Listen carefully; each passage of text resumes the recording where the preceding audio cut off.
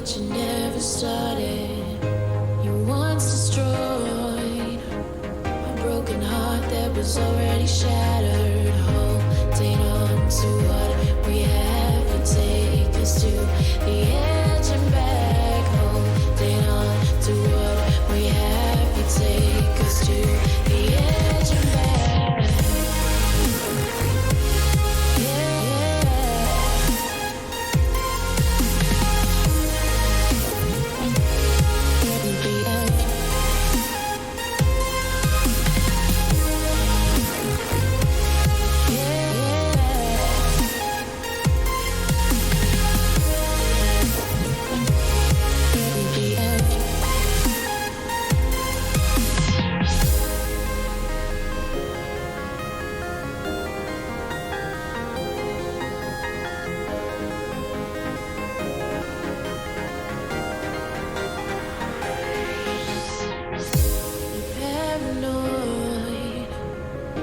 This love that you never started. You once destroyed a broken heart that was already shattered. Holding on to what we have and take us to the edge and back. Holding on to what we have and take us to the edge and back.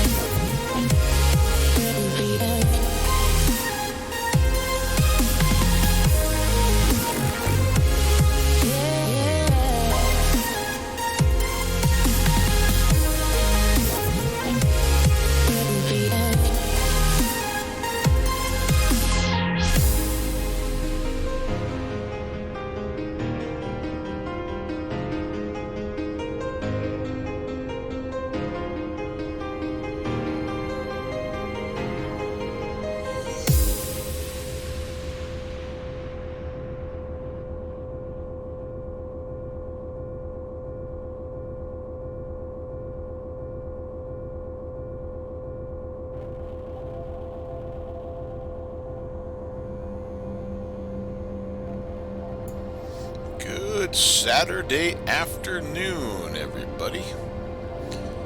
Welcome to John F. Kennedy International Airport.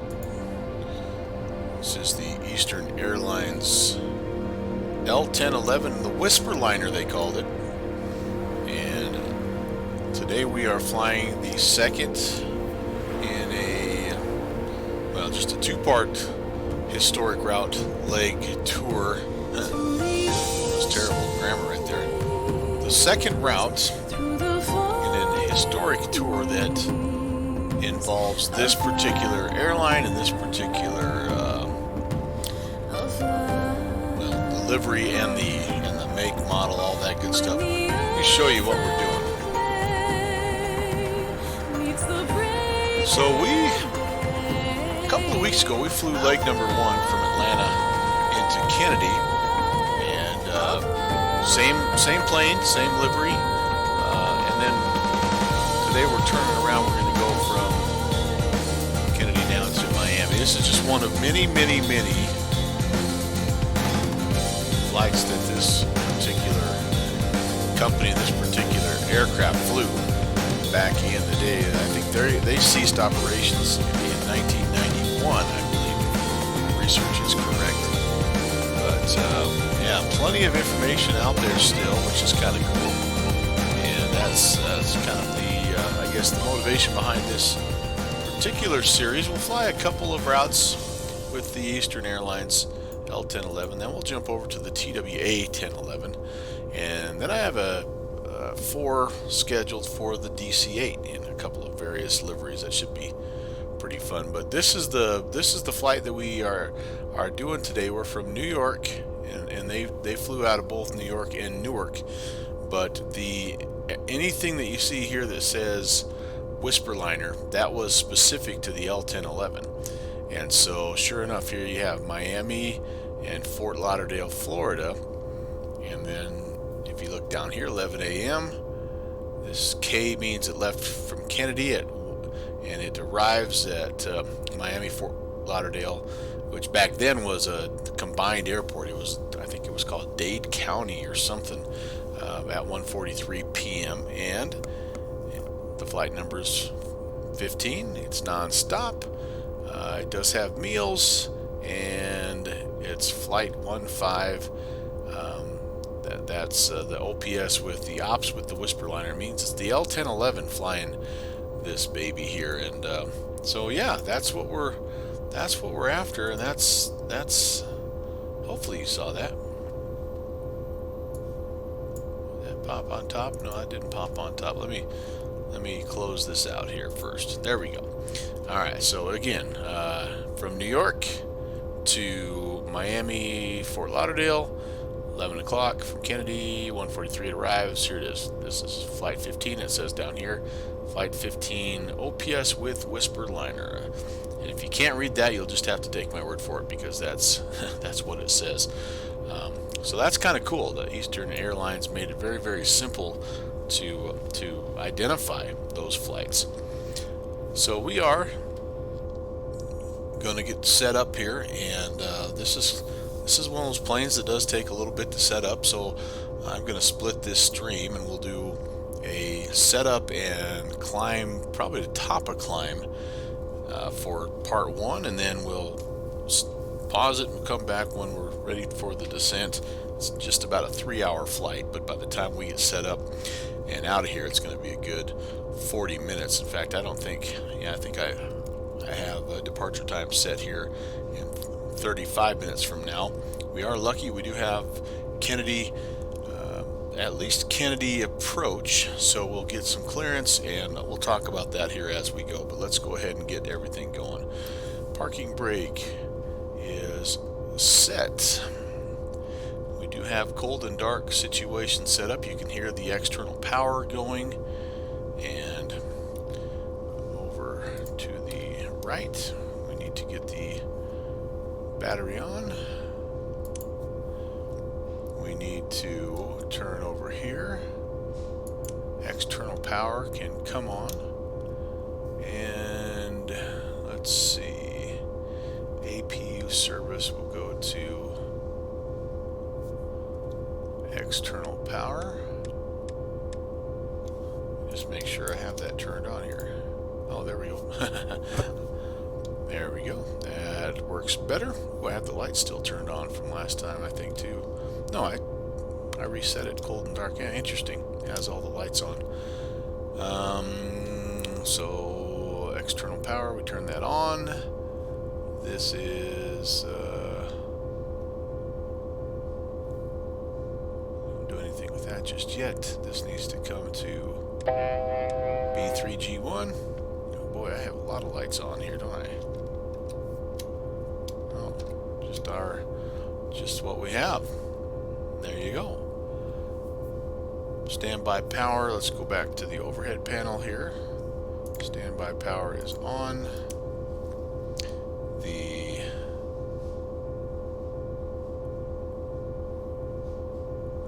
INS needs to go to standby. This INS aligns a heck of a lot faster than the one in my DC-8, so that's kind of a bonus.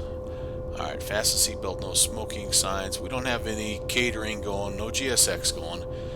So the doors are all closed. We're just basically ready to get things set up here. And let's see.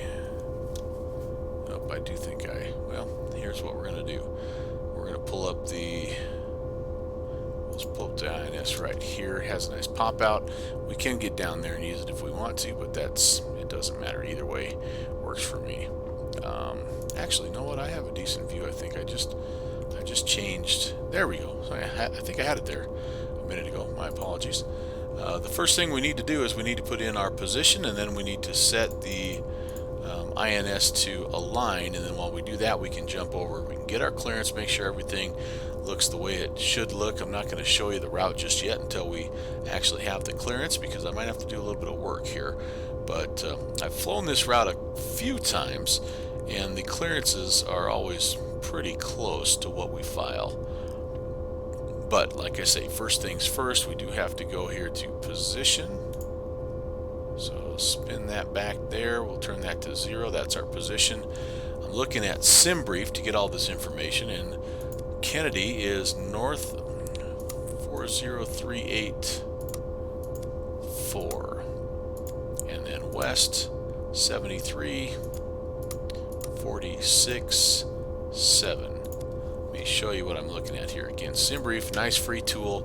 It'll generate your OBF for you. It puts the routing. I mean, I guess here's a little sneak preview. I hope we get something similar to this. It's pretty straightforward. It keeps us over the land, which I think is a little bit more interesting. There is a route where you can kind of come out and sort of cut the corner a little bit over the ocean there, but I don't know. I like going over the country and just kind of seeing what's going on. The weather's really not a factor, at least until we get down towards Miami today anyway. But anyway, gives you, again, all the critical information that you need. If you've never used SimBrief, it's a cool tool and really works well in a plane like this. But here's the information that we're looking at here, because we do actually need all this latitude and longitude data to put into our SIVA as we are flight planning. But the first step there, like I say, is just get stuff into, just get the position set, and then this is a little bit of a pain, but you can actually align this thing in the overhead. You have to do it here with the pop out. It's kind of a weird little glitch, but it's okay. It works just fine. Alright, so that's a major step there, because as you might imagine, you can take a look here. This now goes through a system of checks, and there's 9 different things that it checks, and as it spins up gyros and all that stuff, and basically what it does is it just gets a really accurate fix on where your aircraft currently is, and then you can enter waypoints from there, and it's extremely accurate, but it takes a little bit of time. Like I say, my DC-8, it takes almost a good 30 minutes to completely align. This one I think is only around 10 minutes, and so that's kind of nice. All right, so we'll flip that back to waypoint. That'll be where we are in just a moment, but before we do that, we do need to get our clearance, and so let's see if we can talk to New York Approach on, let's see, what are they on? 12812. All right.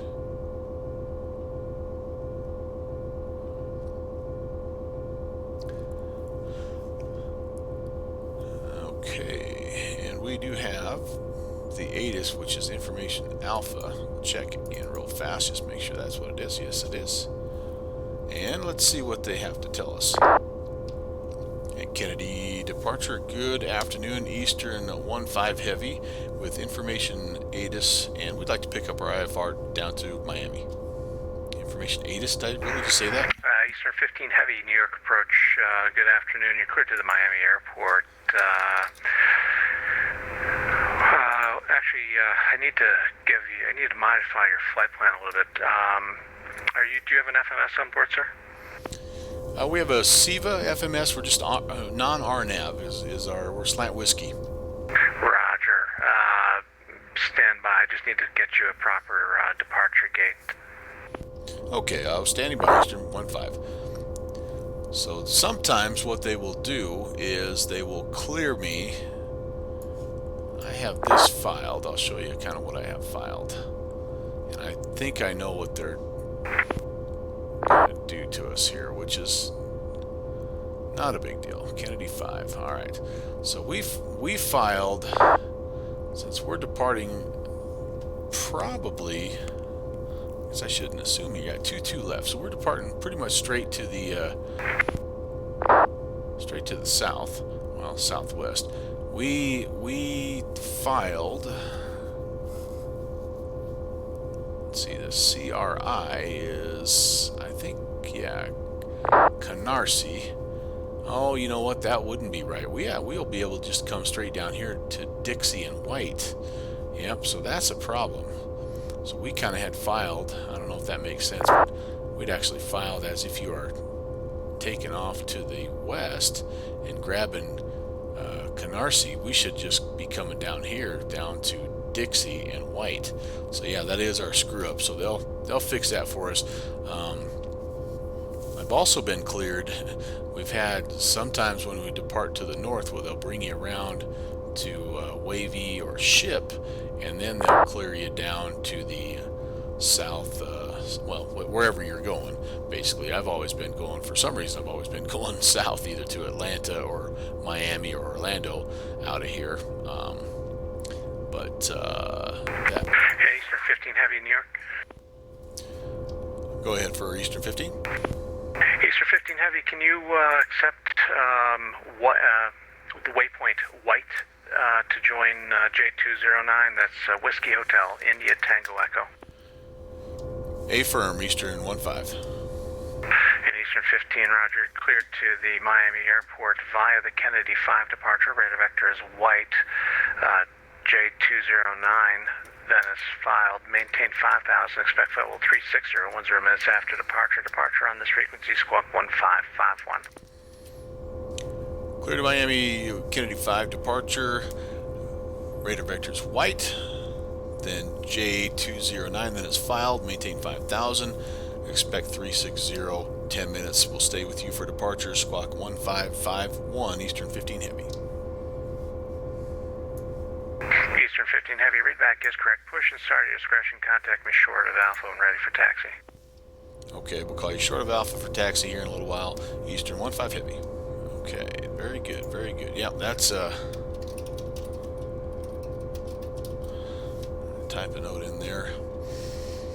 Yeah, that was kind of a dumb mistake, honestly, but that's okay. It happens. It won't be the last one that I make on this flight, I can tell you that.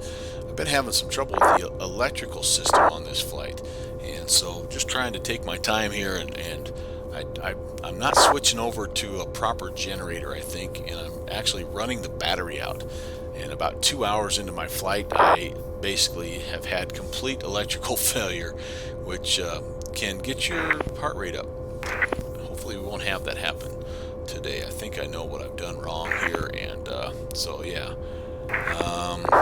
All right, so we're ready then to start plugging in our waypoints, and we're going to, so the J209, I'm going to make just a little slight change here.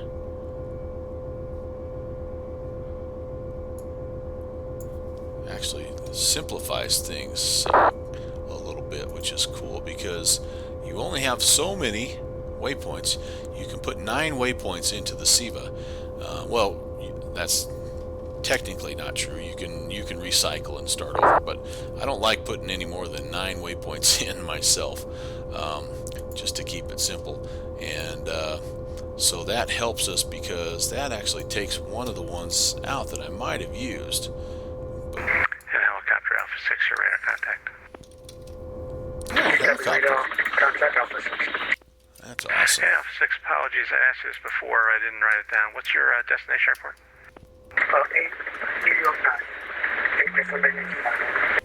Roger, New York 9, thanks. You know what I think is cool about the helicopters is you can hear like the rotors going over the transmission, which I think is awesome. Okay, so we have 6 waypoints to plug in, and if you catch this later on, you and aren't interested in the actual procedure for how to set up the INS, I'd fast forward about 30 minutes, and or if you're watching live, and yeah, now's the time to go, grab a sandwich or something, because that's what we're going to be doing here, is just getting the SIVA going and then getting the engine started and all that. It's fairly interesting, I think, to watch once, but then after that, unless you're a diehard vintage aircraft guy like myself, I could understand if it's maybe not the most exciting thing in the world. But all right, that said, the first waypoint we're going to put in is Salisbury, so we're on the waypoint. We're going to spin this to 1, and then we're going to plug in the latitude and longitude. So it's north 3827, and you can see it's populating both here, and then west 75306. Oops. Whoa, gotta insert that first. Sorry, west 75306. And then I just double check it back onto my screen. 38207. That looks good. 75306. That's what it should be. All right, very good. Easy as that. There's 6 of those I have to put in, or 5 more. Tar River is the second one, and Tar River is And Cameron approach, Delta 453, requesting taxi instructions to runway 22 right. 35, Currently 58, short of 6. Delta 453 And is west, responding. Can you accept 77, runway 22 right Foxtrot, or do you want full length? 42, We're pretty light. We can potentially do okay, it. 35, 58, 6. Yes, 453, runway 77, 22 right at 42, Foxtrot, 2. taxi Very good. by a left on It's Bravo. not the end of the short world Foxtrot. if you happen to enter one of these wrong, by the way, because you can edit it as you're going. So, but it's just a little bit of an issue if you don't realize, and then all of a sudden your plane starts going to some waypoint, you know, in Asia or something, because you don't have the coordinates incorrectly. All right, third one is Ormond Beach. Ormond Beach, north 29182. West 81068. Double check that back. 29182. Yep, 81068. Yes.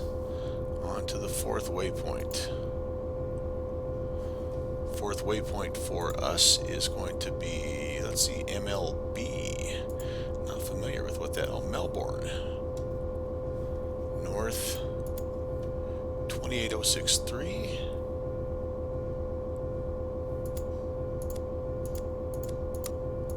And west 8381. Oops. 80381.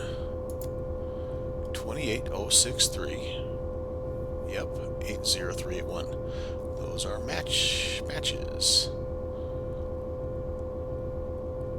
Waypoint 5 is Treasure, TRV, Tango Romeo Victor. And Treasure is north 2747.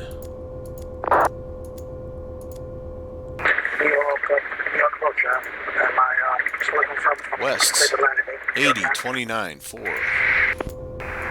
Helicopter Alpha 6, landings at your discretion. Report landing assured. 2747. Kennedy winds 22018. 802904. Good. Last waypoint, and then of course the last thing you put in is actually the arrival airport. This is Palm Beach, will be our last en route waypoint. PBI. Palm Beach is north 26408. And west 80052. Read it back, 26408, 26408, 80052, 80052. Awesome. And then we'll put in Miami International as the final waypoint. That is 25477. And west 80174. 2547780 All right, that looks like we have everything in, and let's spin it over just to take a peek here at our and so see, we're already aligned, which is fantastic. So we can go ahead, we can pull the INS up and put that guy into a line, and we're ready to rock and roll. I like to put it on distance and time. That tells me how far away we are from this. In this case, it's waypoint 1 to 2, and how much time is left. Right now it's infinite because we're not moving. In the DC-8, you can actually have this on something different. These two are synced up together in this particular aircraft, and I don't know how to undo that, but what I like to do in the DC-8 is put this side on wind and this side on my distance, and then of course, you know, you can read about these other features here as well. They're all simulated, which is pretty darn cool. Hello, Al South. MIA, I am heading your way in the virtual skies.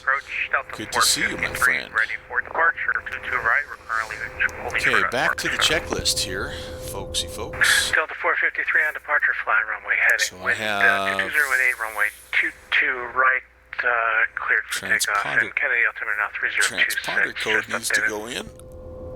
1551. Clear for takeoff, Delta 453. Kind of overcast. Yeah, it looked like you guys are getting a little bit there according to the active sky.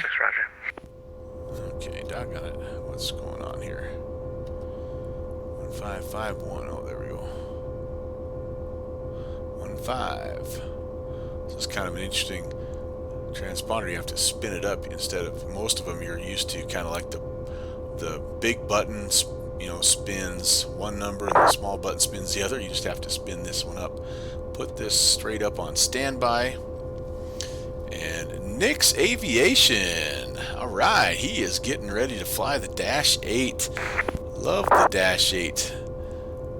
Very, very cool, my friend. Thanks for checking in, man. I hope you have an awesome flight. It's a fun day to fly, I tell you what. Okay, back to the checklist. Here's where I got in a little trouble last night.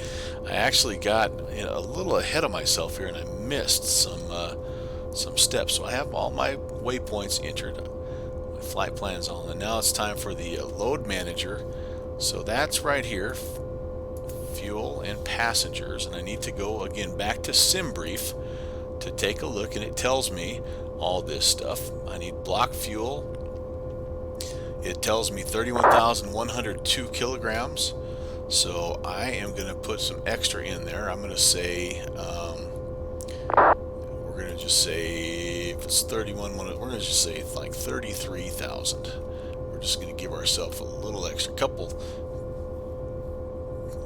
what would that be? Yeah, about 2,000 extra kilograms, so that should be plenty. And we have, we're a full house today. Actually, it tells us we have more passengers on, we've overbooked. We can take, like, what is this? 214 and 40, 54, 64, to, you know, 70, 72, 200. Anyway, it's telling us that we have like 300 passengers that we're responsible for. So we're overbooked on this historic route. Everybody wants to be a part of the historic Eastern Airlines flight down to Miami. So, all right, there we go. Have all that good stuff in, and we're moving ever closer here. All right, we're ready for the pre-flight flow here. I don't think we can turn our. I think this is a step I still am working on. Yeah, sync our flight directors. We're going to set the altimeter, which is 3026. Departure Delta 453 with you, 1,500 for 5,000. Cross check that, about just shy of 30 feet.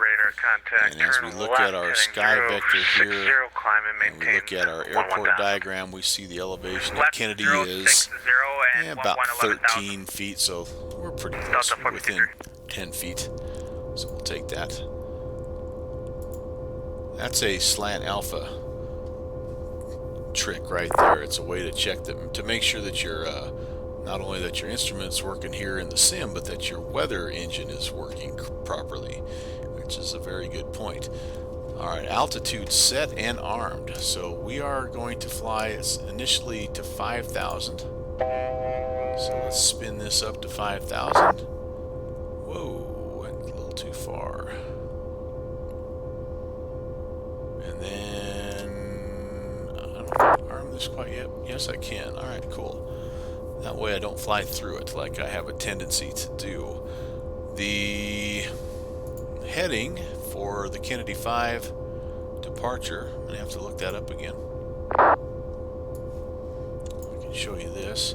So if I'm coming down off of runway 22 left or right, I'm going to be at 224, and then I'm going to get spun. I'll actually intercept just for a little bit the outbound 232 radial from Kennedy. It's just 5 DME is all, so in a blink of an eye, then I'll be heading back on a 219er, and I get down here to White, and from White, that's where I jump on the airway, 209 airway. So 224 is my initial heading.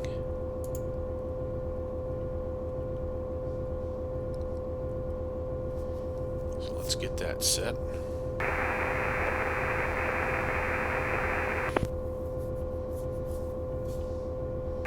Aircraft calling New York, unreadable.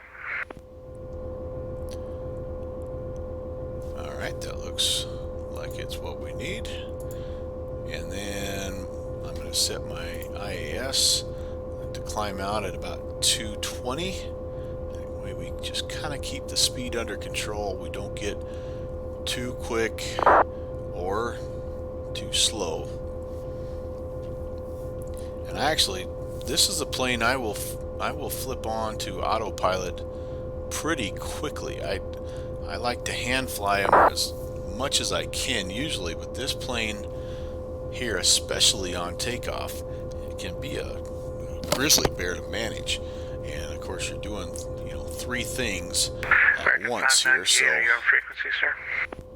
all right, back up to the overhead panel. We need the anti-collision lights on. We're going to go ahead and put the let's see, the overlight. We do have the. I don't know that we need the center console being flooded just yet. We do have some other lights on right now, and I think that's fine for what we need. Okay. I'm going to go ahead, because I always forget to put the position and strobe lights on. So I'm going to just go ahead and put those guys on right now. I know you're really not supposed to do that until you Delta 453, get closer turn left, to heading 040, climb, maintain departure, 17,000. Alright, we're ready to start the APU. We're getting closer to engine start here. Ladies and gentlemen, APU master power on. We're going to push the start button.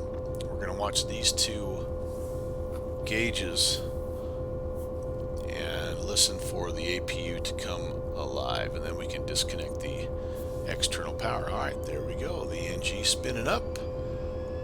Our little jet engine tucked in the tail.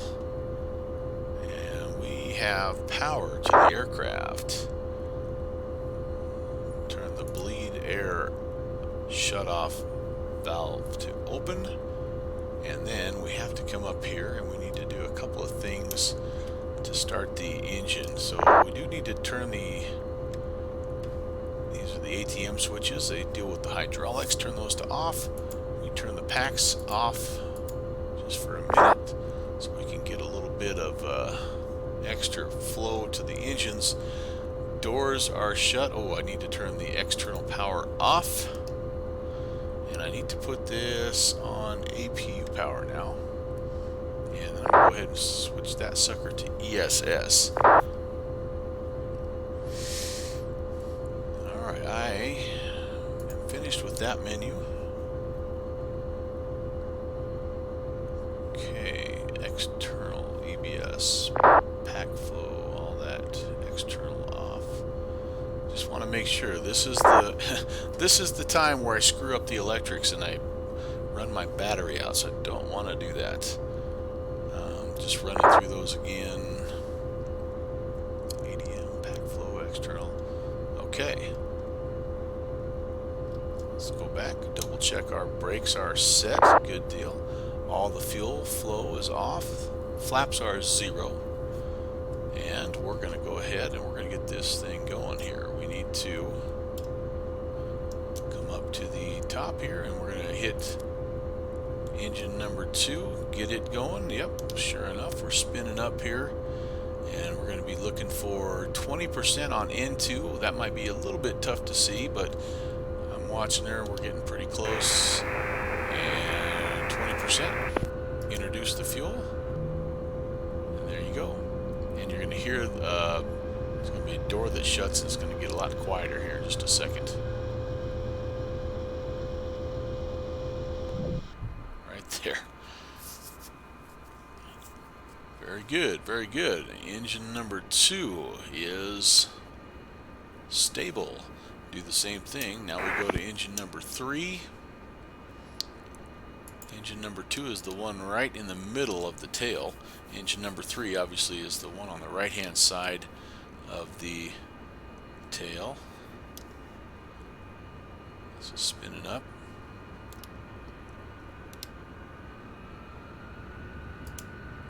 Go. That's going.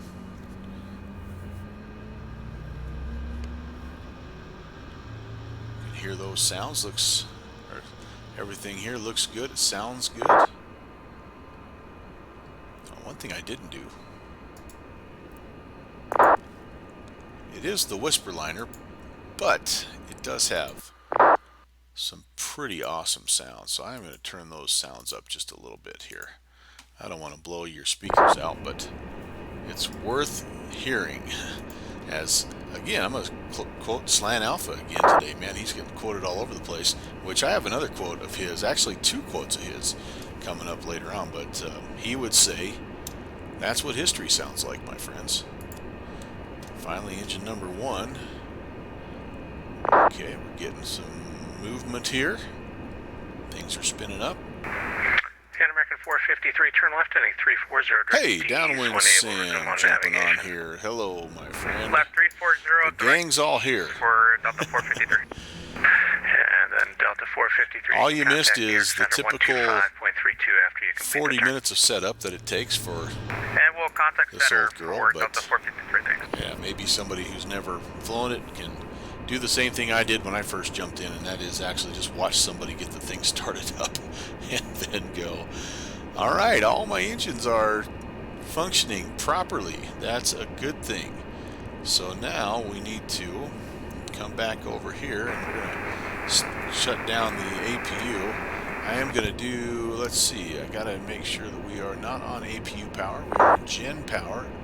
Really doesn't matter which generator we're using from what I've been told. I think they rotate it amongst the 3 just to have redundancy there. Alright, but we will stop the APU. We will turn the... Oh, I should have turned that off before I stopped it. I don't know that it makes a huge difference. Let's go back and turn the packs back on so that we can have a little air conditioning. American 598, roger, and let's turn the ATMs back on so we have some hydraulic pressure.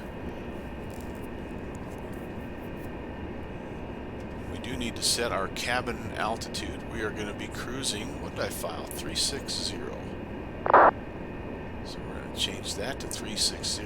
And right now, again, 3026 is our current baro setting. It's right there-ish. I think we're looking good. Good. And, okay, so, yeah, Gen 1 selected. Again, just, yep.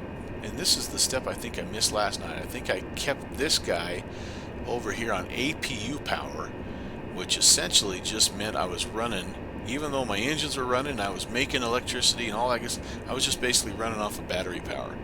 And so, yeah, at a certain point, the battery went dead. There's, as you can see, there's quite a bit of electronics that it has to take care of. The bus is going to be on ESS, so we're hopefully not going to have the same problem we had last time. Engine anti-ice, I don't think we need it. It's a nice day here, 39 degrees. It is partly cloudy, and there is the potential this time of year, once you get into some weather, that you might need it. If we need it, we'll turn it on. But for now, we're going to leave it. We're going to leave it off here. And then emergency lights. We're going to go ahead. We're going to arm those as well. Okay. Close those down so we don't accidentally turn them off. This has been my saving grace, though, is standby power. Now that actually, there's enough power that you can basically, well, you can have a complete electrical failure, flip that on, and get enough systems back online that you can land the airplane. I've had to do that. Embarrassingly, I would have to say I've done that more than once. 598, turn 10 degrees. All right, left position for wind lights on, emergency lights. Oh, we already did that. They're armed. I think this should actually be strobe lights on. Found another typo in my checklist. Okay, before taxi. Oh, we're ready to push back. So we are.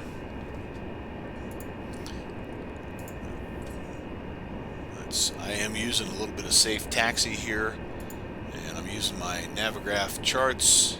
And oh no, I'm not able to connect to the simulator. Oh, that's not good. I wonder what's going on here. That usually means I need to re-sign in. So sign out and sign back in real quick here.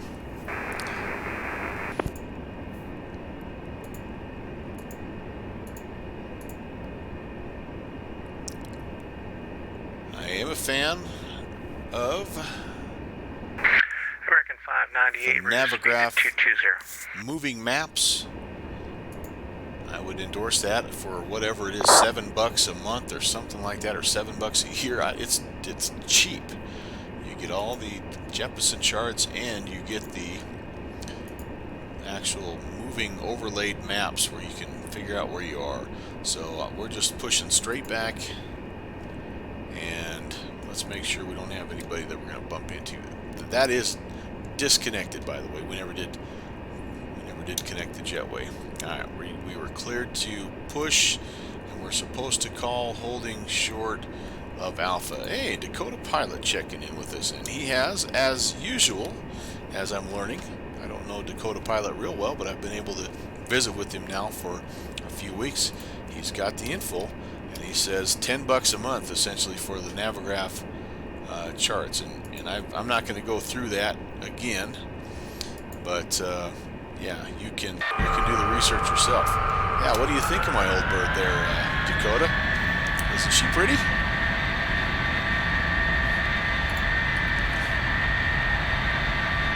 Yep. So yeah, so downwind I drained the battery, and I did. I actually, if you were listening closely to Rob's stream, you heard me. Well, actually, what you heard was you heard the air traffic controller saying, "Is everything okay?" Because I'd went from flight level 360 to about 180 in about. American 598, turn right heading 060 to 7. Oh, I hate it when that does that. I dropped like 20,000 feet in about a minute and a half before I was able to get it back under control. So yeah, that was me struggling with this beautiful yet American 598, a no bit need to respond. contentious. Speed to 190. I don't know. She's like the DC-8. It's a love-hate relationship that we have going, and so last night she wasn't very nice to me. So anyway, yeah. All right, so let's not get ahead of ourselves here. Let's not get ahead of ourselves. Before taxi, we do have a working. So here's one of the things. I know, Dakota, you were thinking about buying this girl. One of the things that's really cool is it comes with a working weather radar. So we're going to turn it to standby. It's over here. It's kind of a two-step setup. Put it on a range of about 80 miles, I think. It's going to come alive. There you can see the grid lines. And then we're going to flip this baby over to normal. I think that's normal. Yeah, normal or center, either one of them will work, but it'll give you, like I say, a little bit of a map of weather there. It just comes with it. I don't think you have to have an active sky subscription or anything. I just think it gives you VATSIM weather. So it's pretty, yeah, it is. It's nice. It's nice. Okay, so instrument lights are as required. Those are all right here, and I think we do have them turned on. controls are checked, and we'll watch this gauge right here. We'll go full right. We'll go full left. We'll go full back. American 598, you're forward. 5 from Greco. Turn right, heading Go 190. Maintain 2000 until established on the local line. left. Clear the Alice 22 approach. Rudder right. Yeah, other way around. Right, left. Looks good. Looks good. Okay, taxi lights are going to come on. That's that right there.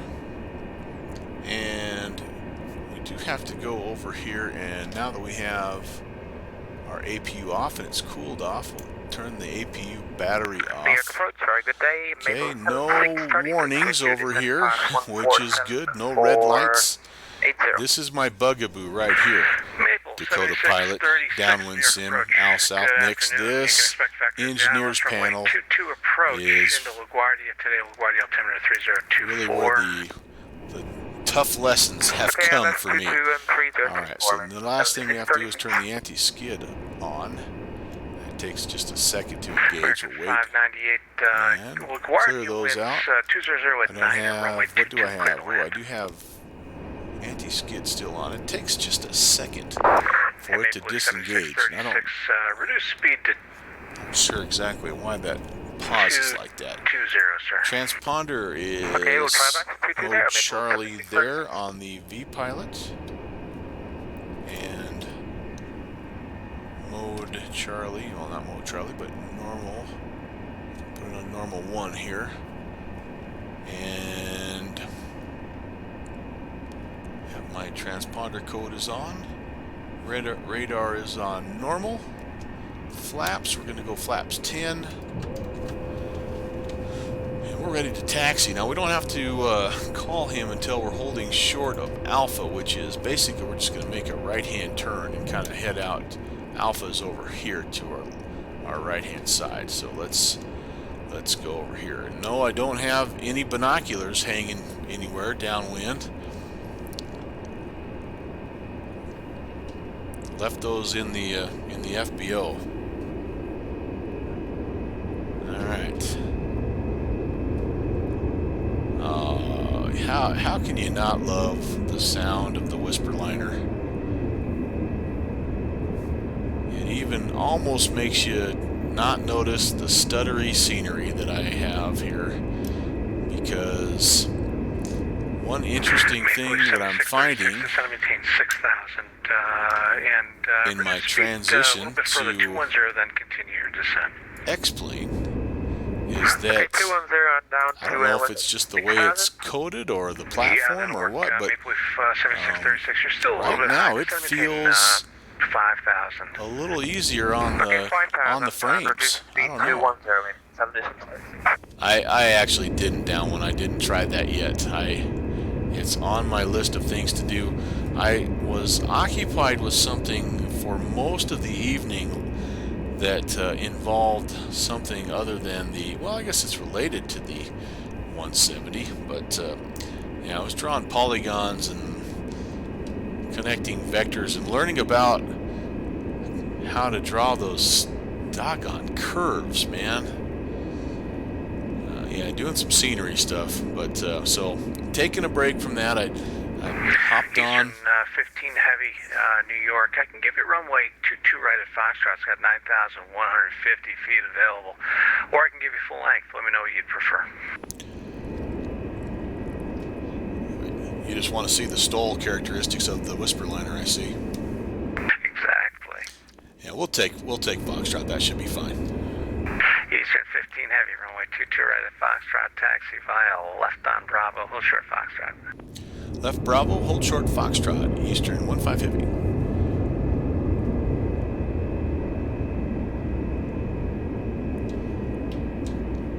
You probably downwind should not be saying that too loud, because you have knowledge that you know that people would covet, and before you know it, you would. I mean, it's one thing to be hanging out with me till 1 o'clock in the morning, but it's another if you're going to have your your flock of fans needing it, 598, welcome to needing that LaGuardia, support too. exit But left when able. no, it's cool. I'll let you know. I like I said, it's one of those things as you start messing around with it, and we're talking scenery development, just in case you're not following along with my vague conversation. We're at gate, Anyway, it's the more I messed around and the more I figured stuff out, the more I had different ideas and questions, and so. But as is the mark of a good teacher, downwind is only revealing just what I can handle right now, and keeping the curiosity, keeping the fire burning. So, well, yeah, banging your head on the desk. I can see that. Yeah, I can see that. You can taxi Bravo Echo Alpha. Here's Foxtrot, so we're going to hold short. And just do a real quick checklist. Short of Alpha. You can expect runway 22 right for departure. I can give you 22 right at Foxtrot. It's got 9,150 feet. Let me know if you need that or if you need full length. Roger that. We can take 22 right at Foxtrot. We'll contact you short of Alpha for taxi record 624 ME. Maple Leaf 7636 to center maintain 3,000. There we go. This thing does not turn on a dime like the DC-8. 15 heavy on departure, fly runway heading, wind 220 at 8, runway 22 right at Foxtrot, clear for takeoff. Fly runway heading, 22 right at Foxtrot, clear for takeoff, Eastern 15 heavy. Alright, let's pull up the checklist here. We gotta turn the landing lights. Oh, they were... Why were the landing lights on already, and why didn't I notice that? Okay. And strobe. APU is completely turned off. Runway heading, I need to make sure that's set once I get on the... I'm sure that's what it is. And oh, something else I need to do. I need to tune in Kennedy 115.9er. I will be tracking that outbound. And 219er is the course. LaGuardia traffic, LaGuardia 8 is information, hotel current, altimeter 3024. Spin that around 219er. Maple 7636 for our Okay. Actually, no, I take that back. 222 is the outbound I need to track. So there we go. Welcome back, Al South. You're just about back at the right time, because me trying to coax the whisper liner into the sky can sometimes be worth the price of admission in and of itself. Okay, flaps set. Lights are on. Altimeter set. Runway heading is set. Lined up. We're going to spool up a little bit here. We need about 1.8ish on the EPR. That gives us a rotation speed of about 160 with our weight.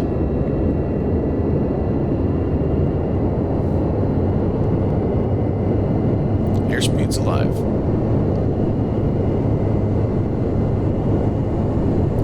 100 knots.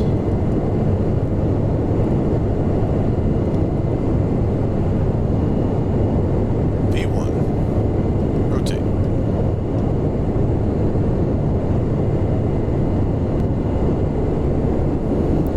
Positive rate. Gear up.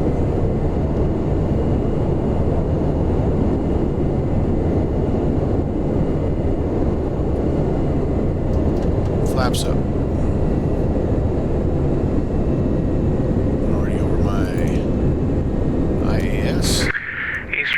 Heavy New York departure radar contact, say altitude passing. Eastern 15 heavy passing 500 on the climb. Eastern 15 heavy climb maintain 11,000. 11,000 Eastern 15 heavy. Alright, so there we go. We've got our vertical speed set. Maple Leaf 7636, LaGuardia, wind 200 at 9. You can see why I jump on the autopilot as soon as I can, because I'd already stopped my climb accidentally. But the other reason why I jump on the autopilot is so I can hop outside and let you have a look around. See you later, New York.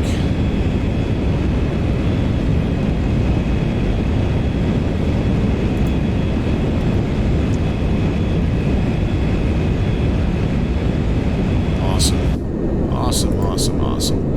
Okay, 220, that's our speed. We have that set. We're on vertical speed mode. We're climbing 2,000, and that's plenty. Or we have plenty of power, I should say, for that. We have the heading mode engaged. We do need to just go all the way up to FMS so we can stay on our heading. And, alright. After takeoff, checklists.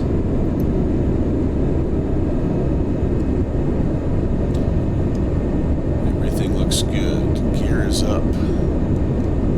Flaps 0. Quick little peek over our shoulder. How's it going, Mr. Engineer? I don't see any red lights, so that's a good thing. And we'll take that. And you can see we're on the outbound pretty close. We drifted a little to the right, but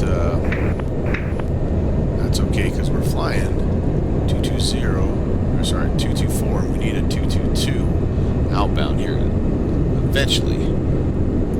But that's close enough for what we need right now.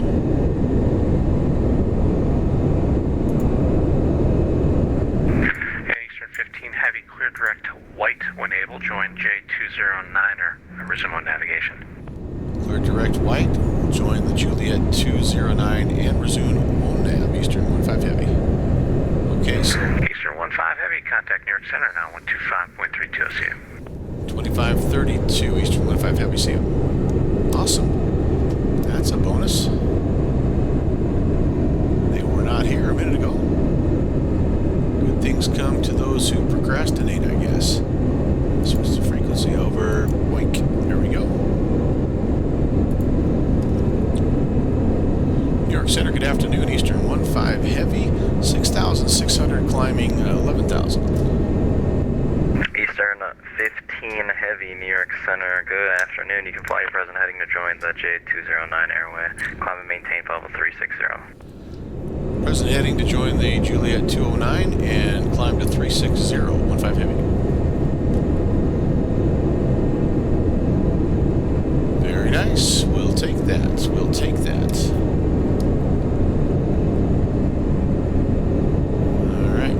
360. Arm that. I do have a tendency, as Downwind Sim can attest, to sometimes blow right through an altitude restriction. I also can sometimes lose track of speed just a bit.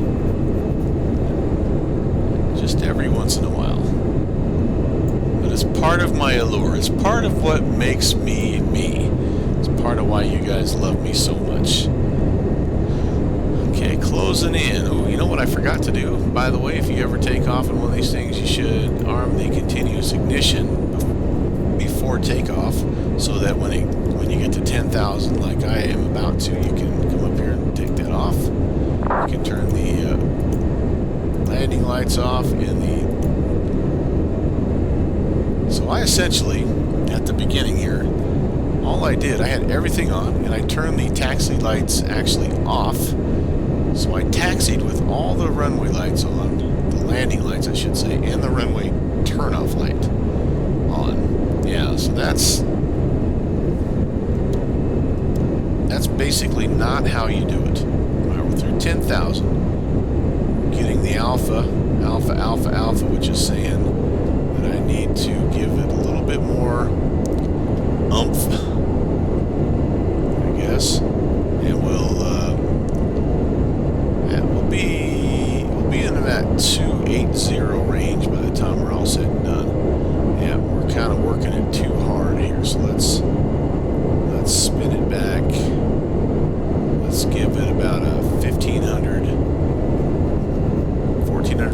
feet. So that little blinking light down there is an engine vibration warning, and you can probably see it. You know, this was getting up a little too close to 100%, and then there's also a couple of gauges over here that my engineer would be hollering at. These ones up here are showing the same thing, and he'd be tapping me on the shoulder going, hey. All right, New York Center, going to we need to settle down here. Flight level 390, dispatch lax. Alright. Delta 723 New York Center, squawk 6646. Let's see. I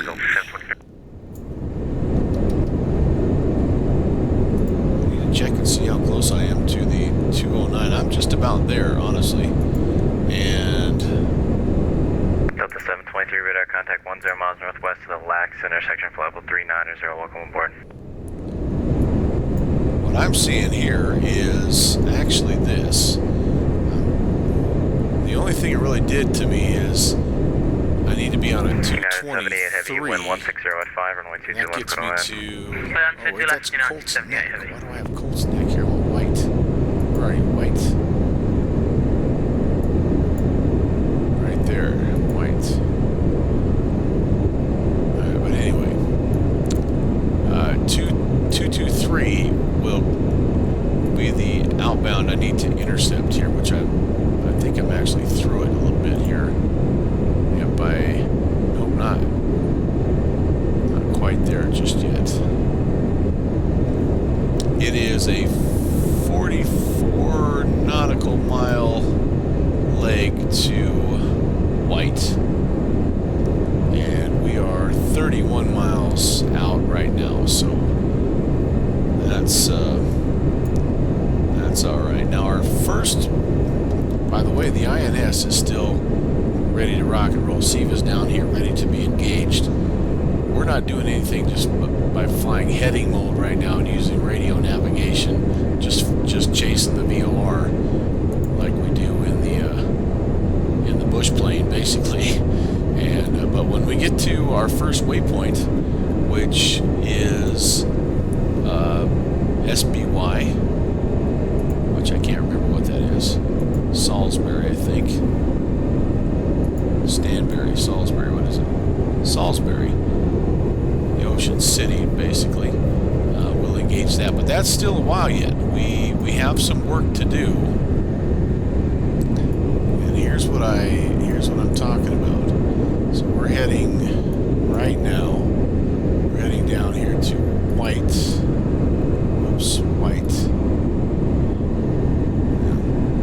It's there we go, White. And then from White, we need to actually, we're going to turn course just a little bit here, and we're going to track the coil field. I don't know how well you can see that. Track coil field on the Juliet 209. So we've got a little bit of work to do from White into coil, and then from coil, we jump down, and that takes us down to actually our next corner here, which is Cedar Lake, Millville, right by Millville. And then from there, we actually end up down to Salisbury. So that's actually the first waypoint that's in the SEVA. And I kind of like to do that on these more complicated routes, just because you can't let the autopilot have all the fun. 44, like I said, 44, we're ready to make that turn.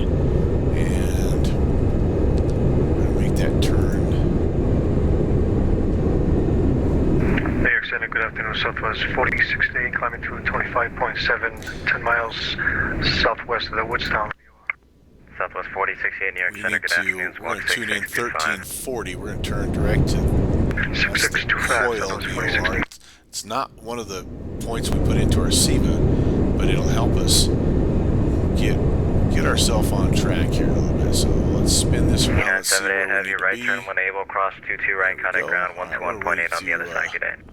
Now we can engage Right the when I will nav. cross 22 right and 18 on the other side, United 78 heavy, cheers to help. Good afternoon. Only 12 miles here, so it's...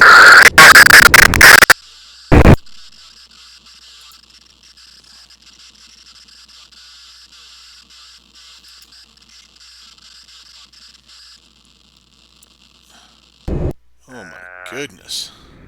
I missed the call at 77.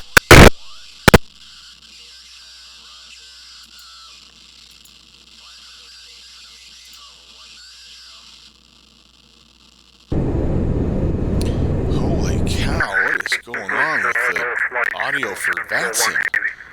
7741 Heavy, descend and maintain flight level 190. Anybody still have hearing out there? Okay, through 18,000. I need to do this. 299 Oh, I forgot what I was thinking about there. Holy cow.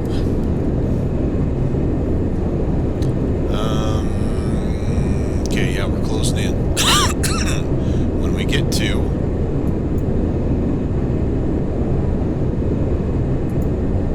that coil VOR, then we 7741 Heavy, turn left heading 220. head out on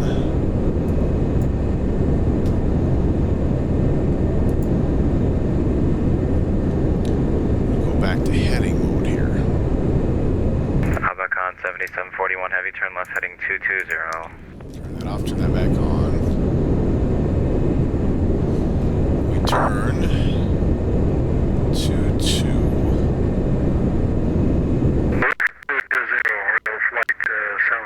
Sorry, 240.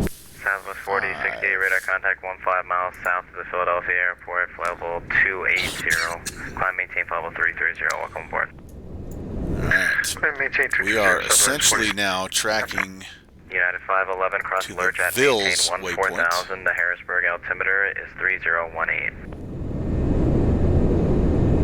Roger, alerts at 414,000 and altimeter 3018. United Sorry, this is 5. 230. United 1038, turn right heading 080. 235. I misread that. I'm gonna get too far off here. 235. All right. So here's where we're at. November 350 Tango Kilo, Potomac is just offline, passed. monitor Here's Unicom white. 122.8 We're today. tuned directly into the coil for attack, and then we turn and we're chasing this out right here. Here's 240, so this is 235. Favorite 04 Alpha, New York 235 Center, cross down Lindy on at this maintain leg. level 190. Good day. Cross Lindy, flight level 19004 I gotta calculate distance though. Eastern 15, Washington Center's offline, monitor Unicom 122.8. Good day. Okay, frequency change to Unicom. Thanks for the ATC. We'll see you next time, Eastern 15 Heavy. See ya. Delta 723 at Anyway, I do have to locate, that is a question, how far do we fly? If I can't get a definitive distance here, what I'll have to do is this. I can tune in Salisbury. United 1038, turn right heading 090 that to 74,000. So I'm looking at this here, 60, right at 30. So what maybe I'm going to have to do is just tune in the Salisbury VOR 30 outbound radial and just track to basically when I intercept that. So as I'm coming down here, I'm going to see when I intercept that 30 radial, and that can be my guide. Alright, well, let's do that, because I'm not seeing... Sorry, I just minimized that. I didn't mean to do that. It's a little bit of a curveball I wasn't expecting. I thought I had briefed that pretty well, but I don't know. Anybody out there in Twitch land see what I'm doing or what I'm missing information-wise? I need to know how far it is from the coil down here to this little intersection, Cedar Lake intersection. I guess I could measure that distance using Sky Vector, but since it's not really... New York Center, good afternoon, United 197 with a squawk I think we'll just use the 567 on a camera for intercept arrival, method about here. 17 nautical miles. So I'm going to go ahead, I'm just going to tune in. We won't get it just yet. United 197 New York Center, IDEN. 111.20. In fact, I might put it in... Let's put it in over here. 11.20. And let's spin this guy around.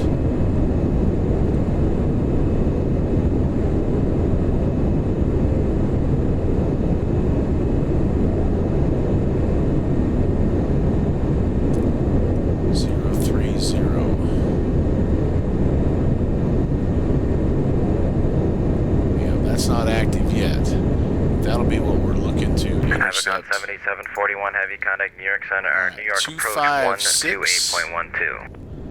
We are making good power. Everything here looks like we're in the green. Let's just do a quick check over here. Those are a little high. You know, we're pretty close to 100%. Everything else is looking all right. That guy right there trips out 197 radar contact 10 miles northeast of Seattle VOR descending out of 17,000. Oh, duh. Cross camera net maintain 11,000. The Kennedy altimeter is 3026. See, that's why I have you along, my man. Roger that. I had it on VFR. 1,000 over the I bet that does help. 3026 with all Alright, so sure enough, Thank you. from Delta 723 connect Boston Center 134.7. I think this is actually measured from white. No, maybe not. This leg 44 down to Mills. Alright, so 44 nautical miles. Very good, very good, very good. That helps a bunch. Good catch, downwind sim. So we are 26 miles away from the coil VOR. United Just 511 Potomac's offline, monitor Unicom 122.8, good day. Actually, they're telling me that's a Monitor 2. Unicom 1228, United 511, good day. United 197, proceed direct Cameron. 236. Proceed direct Cameron, We were United supposed to do this 197, too. Roger. United 1038, descend to 2280. Even though I like hearing that chatter, because it's that way you're not just listening to me, but alright, so yeah, 44 miles to Vills. That looks, yeah, we're actually well left of where we were supposed to be once we get a little bit of wind. So let's change our heading. Let's try to intercept that at least a little bit better. We only have about 12 more miles, so we're not gonna get it probably exact without making a major adjustment. I don't want to do that. 280. Oh yeah. So meanwhile, what I was gonna do is I was thinking about actually backing off the climb rate a little bit more here to about 1,000, and actually could, probably don't need to be cranking it at 280 just to not overstress the engines a little bit. Yeah, okay, those have come down a little bit now. We're not in a hurry. It's not a race, and honestly, with planes like this, even though fuel efficiency wasn't like the #1 priority, I do know that they appreciate it if you could maybe save a couple of gallons here and there. Okay, there's 38. I wonder if Salisbury is not active yet. 111.2. That also could potentially be, might be.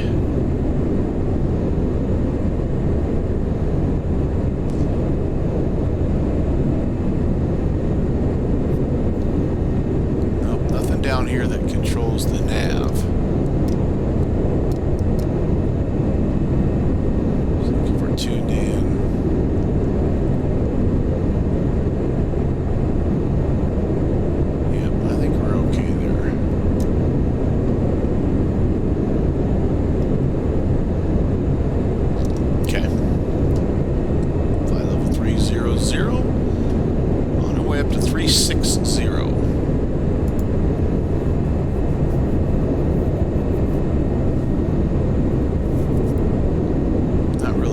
Much of a dent in that. There's 44, so I need to tune in.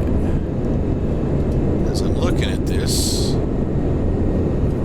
we should be heading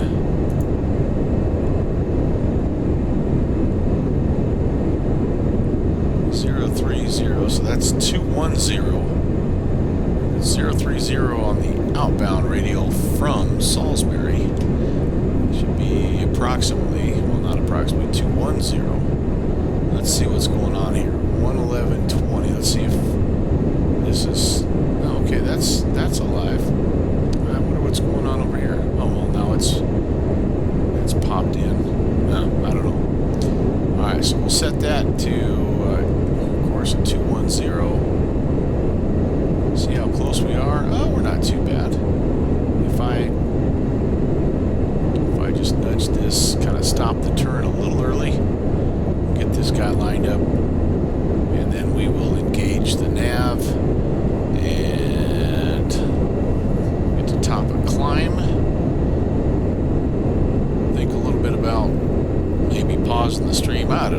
I'll probably just keep going. What the heck? I can give you updates from last night's flight. I can give you amusing anecdotes from our friend Slant Alpha Adventure, who just seemed to have quote after quote last night. And yeah, you guys can just enjoy the sights and sounds and chill and watch a little college football. If you're like me, that's also what you're doing. That's where the third eye is, right? One eye on the chart, one eye on the plane, and one eye on college football. My own Wyoming Cowboys played Boise State tonight, which obviously quite a challenge. They're ranked 21st in the nation right now. It's also a challenge in that playing in Boise, and then but the big challenge is that our starting quarterback is out for the season, so we're playing with our backup. Kind of hitting a tough part of our schedule right now. We have Boise State, and then we have Utah State in Utah State the next week. So back-to-back games where I think they're going to figure out how good they are. I guess that's why you play the games, right, Dakota Pilot? I'm an old football coach, and I actually really enjoyed games like this, where you're going in, you're playing a good team, and it's fun to see how your team responds. Engine noise is overriding my voice. All right, so let me do this then. I think maybe I got too carried away with the sounds. Thanks for telling me that, by the way.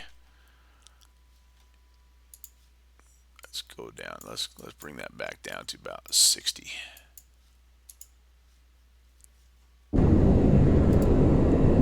Is that any better? It's not whispering anymore. How's that? I fiddled a little bit with my mic the other day because I felt like when I played back the X-Plane video, it was like you heard everything like, like Darth Vader or something. So I turned that down. Could go down just a little bit more. Okay, here I'll do this. I'll just adjust the desktop audio. Alright, it could be that I'm mumbling too. I kind of, when I get to this stage where I'm checking everything, I do tend to, it's the shouting liner.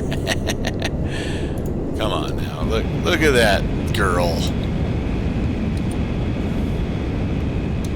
Oops, I thought I had one of these set up. I need to adjust my presets here. Where am I after?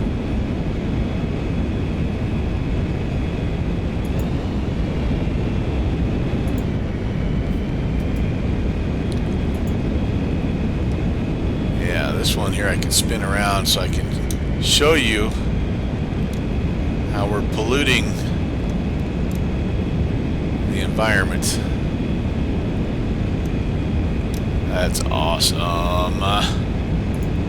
Come on, you gotta love it. Let's see if my other presets are doing the same thing.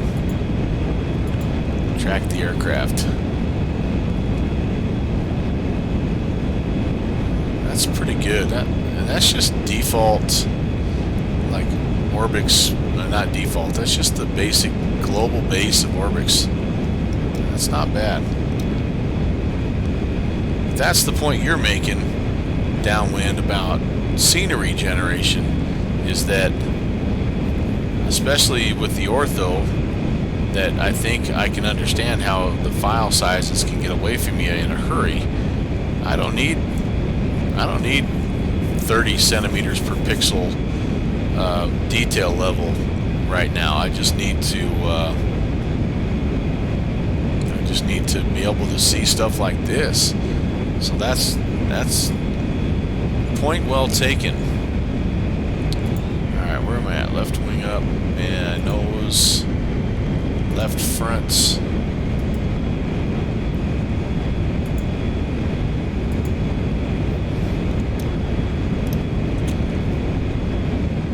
Technically and indirectly, you've become a pollutant. Yeah, or is it a pollutantist?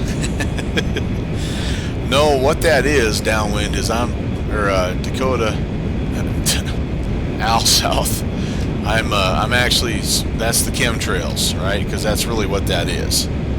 But so yeah, there you go, downwind. This is not X-plane, it's P3D, but it's illustrating the point that I think you make in at least one of your two tutorial deals. Yeah, details makes the, yeah, one more detail does yeah, makes the mountains more defined, but up that high, yeah, it is a moot point. So yeah, if you, I mean, I could really see that you would build,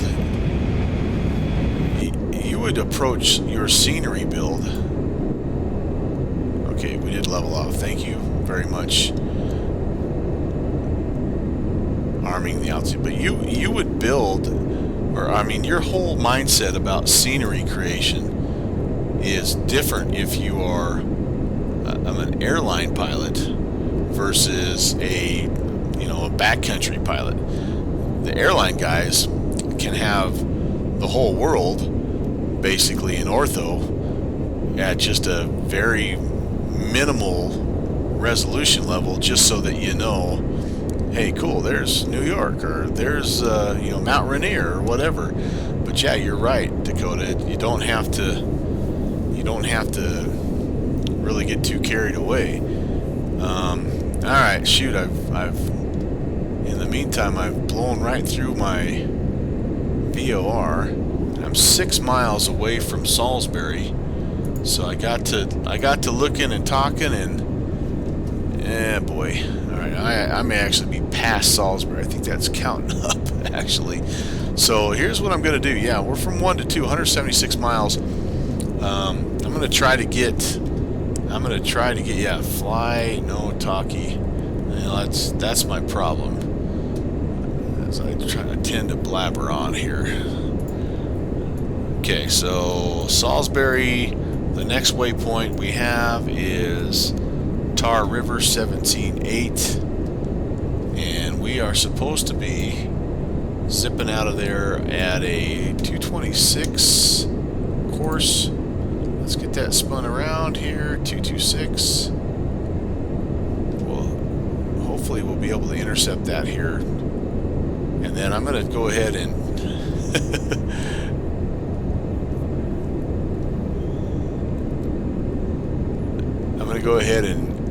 since I took all the time to program the INS, I am going to actually use it. And I know that there's some people that are like, why do you take the time to do this? And okay, we actually flew right through that. All right, this could get a little bit strange. So engage the FMS. That takes over the heading mode, as you can see, and it's going to spin us back around. It's kind of taking us to 26, maybe 270, because it wants to intercept this. This is the course that I need to be going. Why do you do both? Why not just do one or the other? And I know sometimes you just don't feel like programming the things into the INS. So you don't even have to turn this thing on if you don't want to. You could fly this completely using VORs and DMEs if you like. However, what I like to do is I like to stay current with both. And so I don't mind, even though it takes time, I don't mind setting this up and at some point turning it on just to make sure that I actually know what I'm doing and I'm able to actually fly the route that I have programmed in. And if you notice, I also flew quite a bit of it with radio navigation, just because, again, I want to make sure that that I'm current with both. And I actually also like to have the redundancy. And if I did something funky with the SIVA, it's nice to know I can I can go ahead and just tune in a VORTAC and be okay. So, what do you mean stay current flying an aircraft that's 80 years old? That's a good point, Al South. I actually can't argue that. Maybe I should say I like to stay retro. I like to be able to walk into the Sim Pilot FBO with my SIVA patch on my leather flight jacket, so all the young bucks can ooh and ah, and I can start sentences with phrases like, back in my day, we used to have to walk 6 feet through 6 feet of snow uphill both ways just to get to the cockpit. Alright, well, we are actually, it was a bit of a dramatic slide to the right, now slide to the left. Barefoot, yes, of course. I'm carrying a load of hippies to the beach. It actually does have one of my views. I think you can see there's dudes inside kind of chilling out. One of them does look quite a bit like a hippie. That guy's got some pork chops on. He's enjoying the flight. Now that lady looks a little worried. These guys have just closed their eyes. They've had 2 drinks already. They're just hoping they sleep their way through it. This guy's mad because he's not up here in first class. That's business class probably. Here's the first class guys. I don't know. Yeah. Actually, I think on this, the smoking section was clear in the back. There's like 5 or 7 bathrooms or something in the back, and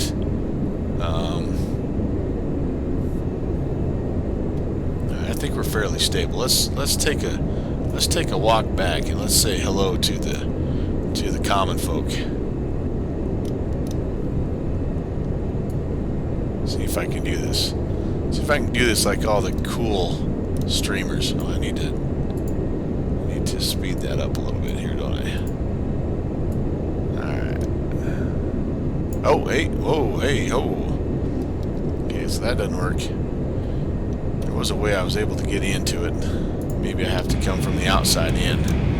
Let's try that.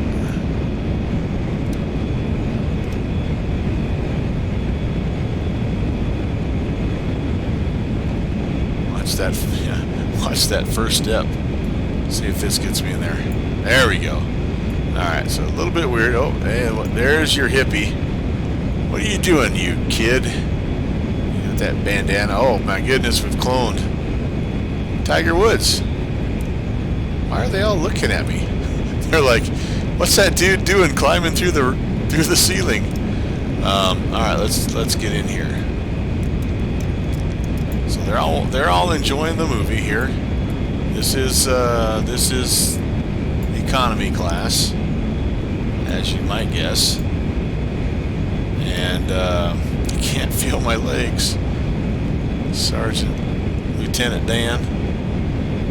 So then back here was also, I think,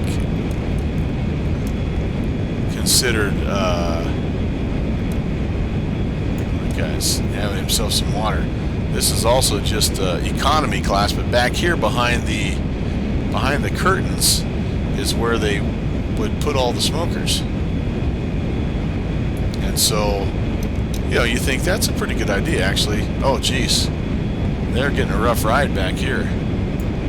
But the problem with that is that here are all the bathrooms. 1, 2, 3, 4, 5 bathrooms.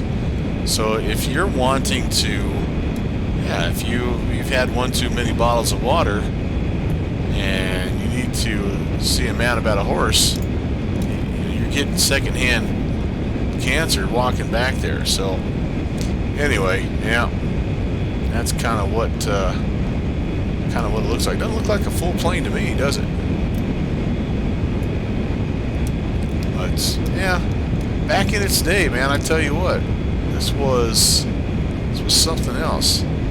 The the architecture of the, you know, they wanted to make sure that they did, you know, so you see the roof is not round and all that good stuff. They wanted to make it just feel as little like an airplane as they could.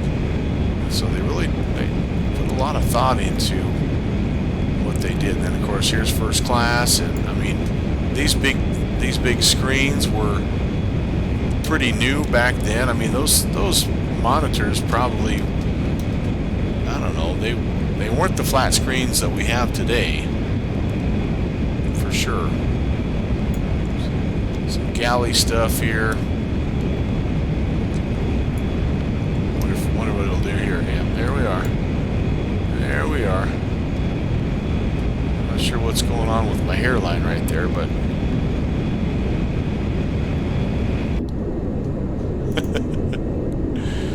yep, nice plane. I mean, it's been a lot of fun. All right, so we are now on our flight plan. We are moving from leg 1 to leg 2, so that's Salisbury to Tar River. 113 miles, a little over 15 minutes to go. And yeah, he did. That's what it looks like, man. I tell you what.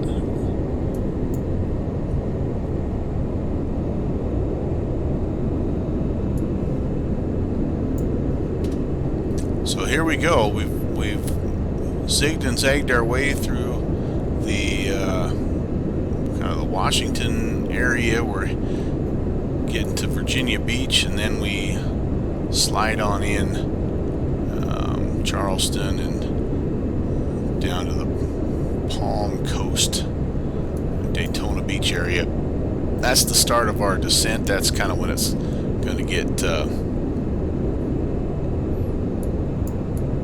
interesting. Gemini Jets 66, hello. It's carrying a load of flat Stanleys.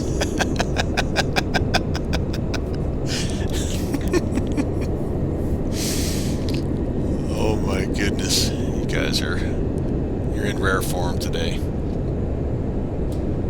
Welcome aboard, Gemini. Pleasure to have you. If you like hanging out with a bunch of goofballs and watching a guy like me that knows just enough about every airplane to get it off the ground and sometimes return it to the earth safely, you're in the right spot. And as we are obligated to do every time somebody checks in, we do have to tell you about November 18th, which is coming up quick. We're organizing a little bit of a backcountry extravaganza, so grab your Prop Strike 170 or your DHC2 Beaver and be ready to roll. Hey, Trax 360. In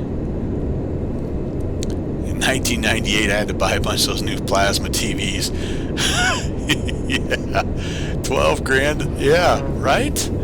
I mean, and now you can't even give them to folks like Goodwill. You can't give them. They don't want them because they weigh. I mean, that's probably a fourth of the weight of the airplane is just the 3 TVs that they have back there. Can't imagine. I always get a kick out of that line in Apollo 13 where they're taking them around and giving them the tour, and they're talking about the technology at the time, and the Jim Lovell is leading the tour, and he's like, can you imagine someday, you know, having a computer that fits in one room? And I'm just like, holy cow. Okay, Dakota Pilot had to check out the L-1011 bathroom. Yeah, it takes a while. That's probably a 10-minute walk back there, so good to see you, Trax. Oh, thanks for the host, by the way, Gemini. I appreciate that, man. I always like meeting new people and look forward to checking out what you've got going as well here. Let me introduce you to the gang. In the right-hand seat is Mr. Downwind Sim. He's the unofficial CFI of the Melvin Leroy channel. Back in the engineer's chair is Al South MIA. He's the brains and the finance behind this entire organization. He's the reason why Eastern Airlines is still running this one lone route, is because he's an independent millionaire. I think he made his money down there in Miami off of his suntan lotion business or something. Also along for the ride, he's checked in a little bit early. I don't know if he's still around, but we have Nick's Aviation. Nick's Aviation is he's back, actually probably in the sleeper getting a quick nap. He'll take over for me here in about a half an hour. So anyway, good to have you along. Trax 360, he's another guy that he joined us on. The other thing we like to do is we like to backcountry fly. So it's we're a bunch of propeller heads, really, but every now and again I'll jump in a vintage aircraft. But yeah, so we were farting around up in British Columbia the other night. So very good group of dudes, and it's a fun little family we've got here. Made money selling square packets wrapped in duct tape. Recommended to this airline. Oh, thanks, Dakota. Yeah, Dakota is another guy that we've been I've just kind of gotten to know in the last couple of weeks, and kind of caught him on accident. He was flying the DC-3 one night, and that's one of my favorite. It's like the perfect combination of vintage aircraft and propeller driven mania. So he was flying that, and he actually gave me a couple of good pointers, because I am new to the X-plane world, and I have the P3D version, the Manfred John version of the Dakota, but I was installing at the time the AeroWorks version and was having some trouble, and he just like, oh yeah, just do this, and sure enough, it flew like a champ. So he's another guy I've enjoyed hanging out with, and he's doing something else that I really like. Is he's got a little bit of a historic sort of route himself. He maybe could add some detail to, but that he's doing. It's like a multi-leg. Am I crazy, Dakota? You were like on leg 26 or something just the other night when we checked in on you, flying from, oh shoot, it's some kind of an air race or something, right? Maybe you can add a link or something, but it was pretty cool. You'll dealt in a white powder and worked at night and white theater. Holy cow.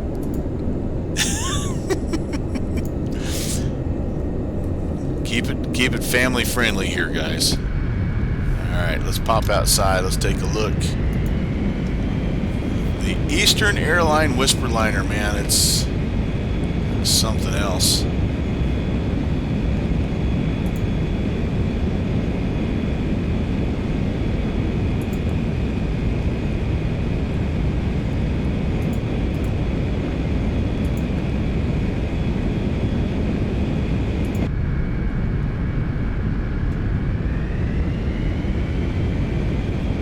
London to Sydney rally, there you go, in stages on leg 22 of 23. It represents 1918 flights. Yeah, that's my kind of jam right there. Downwind Sim, was it you that said that? Something about history becomes more relevant, or becomes more interesting the more of it I am a part of. Something like that. Maybe it was another Slant Alpha quote. Speaking of Slant Alpha, I forgot to talk about this. So over on the Discord, which by the way, I probably should share. Well, you'll search for, I don't even know what it is. I'm new to Discord also. But over on the Discord server, I have created let's see, where is it here? The unauthorized memes channel, because Slant Alpha, who has his fair share of quotes, had one last night that was meme worthy. I'm going to attempt to describe the situation. I'll preface this by saying he's one of the best pilots, one of the best sim pilots that I know. So he does things by the book. He's also a VAT sim controller, so like the dude knows his stuff. He really does. And but he was making an approach into Grand Junction, Colorado last night, and he could not for the life of him find the airport. And at one point in time, he had gotten himself somewhat turned around and was on approach to some farmer's field. And he claimed that he was, as he said it, he was on the down base wind. So the very first ever unauthorized meme on the Melvin Leroy Discord channel was down base winding. And the definition is an advanced approach procedure developed by Slant Alpha Adventures that gives the pilot in command multiple landing options, including nearby fields. Probably should say multiple simultaneous landing options, but yeah, you get the point. So anyway, he's a good Joe.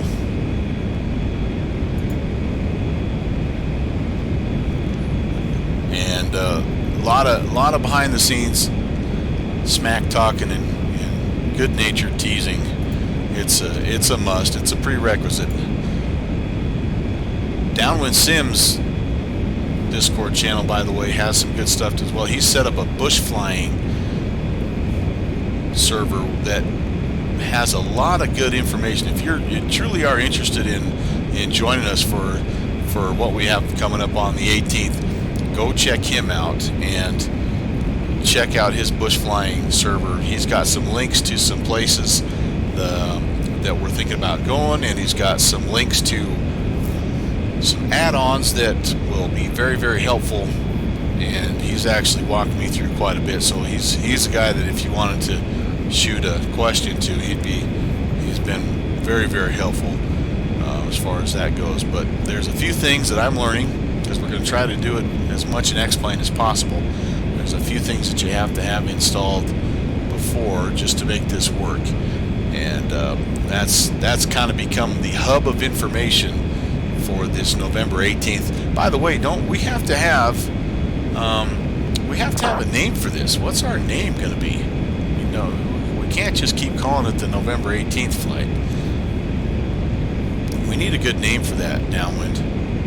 Yeah, it is just a gorgeous bird. My goal, Gemini, is to one day know enough about this and be comfortable enough about this to do a completely 100% autopilot flight from takeoff to landing.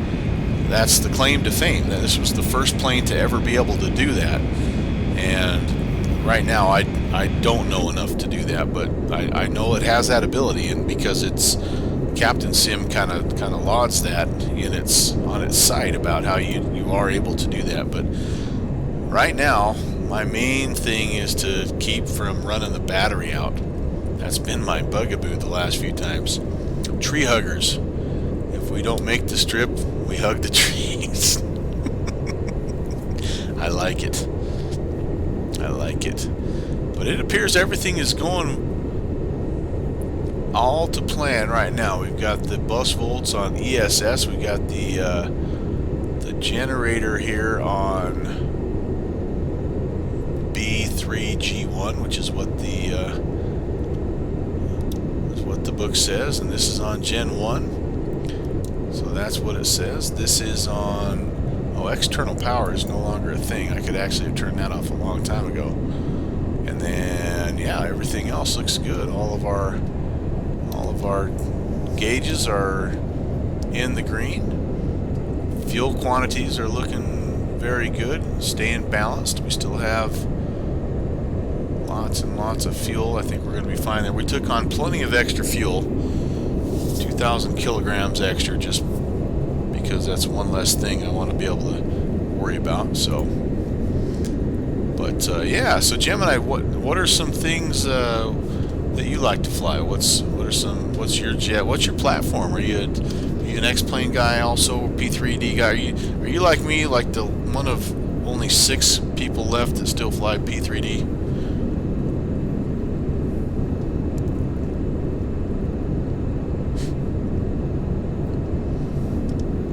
by the way, we are 15 miles away. We're going to be changing from 1 to 2 to 2 to 3 here. Ooh, and I need to tune in. I don't think I ever tuned in Tar River. No, I didn't. 1780. Of course, when you have the INS engaged, really this is just, again, redundancy. It's going to give you a DME. Yep, we're 12 miles away. That pretty well corresponds to what the SEVA is telling me. And alright. Ooh, yeah. So Dakota Pilot, you and I are like 2 of the last 10 that sticking with P3D. Everybody else is either going to X-Plane or they're saving their money for Flight Sim 2020. Alright, Saab 340, Karen Auto, I'm assuming. And the A320s. Very nice. Very nice.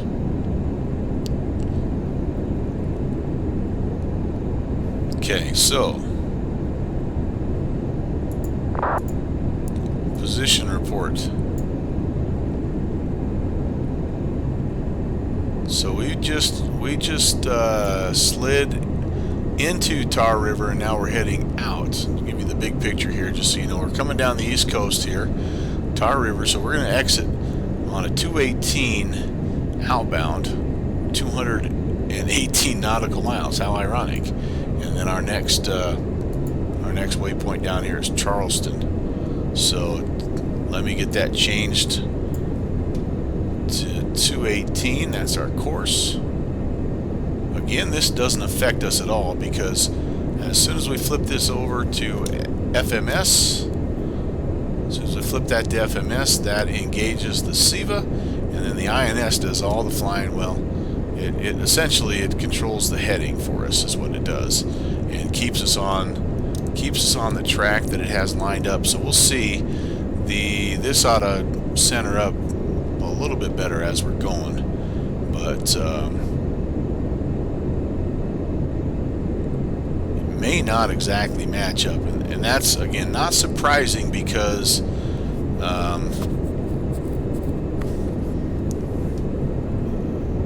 the INS is actually much more accurate than the radio navigation, especially at this altitude.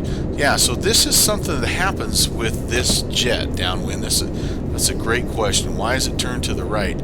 It's not a P3D thing, but what happens is when the INS is engaged, this essentially, it bleeds a little bit of hydraulic pressure just right here at the yoke itself, and so this will just, based on engine vibration or plane movement, it'll just kind of start to list one way or the other, because it's completely disengaged from the actual heading of the aircraft. And so now if I move my yoke, it'll come back in, and if I move it too far, it'll actually re-engage, and then it'll pop me off of heading mode. It'll actually shut the autopilot off.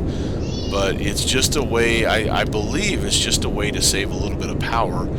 And but it is kind of weird, because you're like, hey, wait, well, you're not turning to the right, what's going on? So we'll leave it here and see which way it drifts. I don't know if it always falls one way or not, but that's, yeah, just kind of a weird quirk of this airplane. And it actually doesn't do it just when the INS is on. Anytime you engage the autopilot, it essentially just disconnects right here, and yeah, so interesting. Hey, Junior First Officer, what are you doing? Yeah, they're over there. Did you show your mama all your toys? Did you tell your mama that you took apart the train that she so painstakingly put together?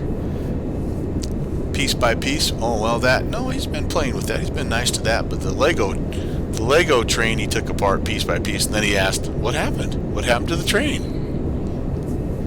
That was you, dude. Hey, you got your Wyoming shirt on. Go, Cowboys! Yep.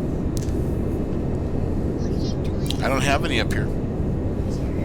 Yeah, go find yours.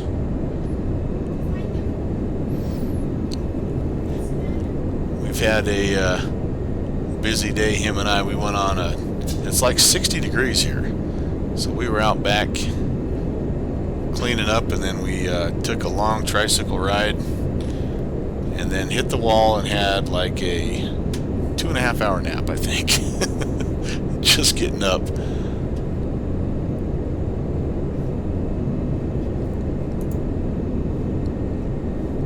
Alright, we are on course. I need to take just 1 second, and I actually am going to go back and use one of the L-1011 lavatories myself. So enjoy sights and sounds. Talk to you in a sec.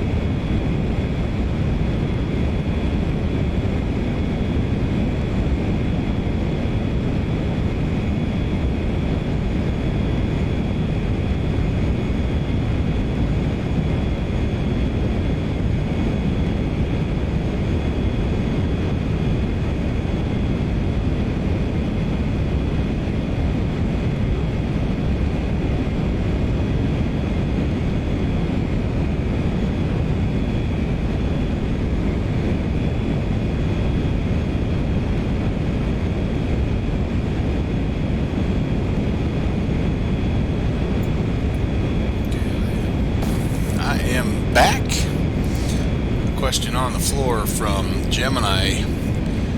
Yes, I do fly. I have the boy, what? I can't check my liveries here. I'm really sorry, but I know I have the Delta livery. Eastern, obviously, I have the TWA livery. That's actually going to be the next historic route that I fly. The next 2 legs are going to be with the TWA. And then, man, what else do I have? Seems like I have 3 or 4, but can't remember. There's a bunch of them on the Captain Sim site. I mean, there's guys that are making liveries for. I mean, I would highly doubt there's an L-1011 that's not represented out there, but yeah, I do. The Delta livery is fantastic. So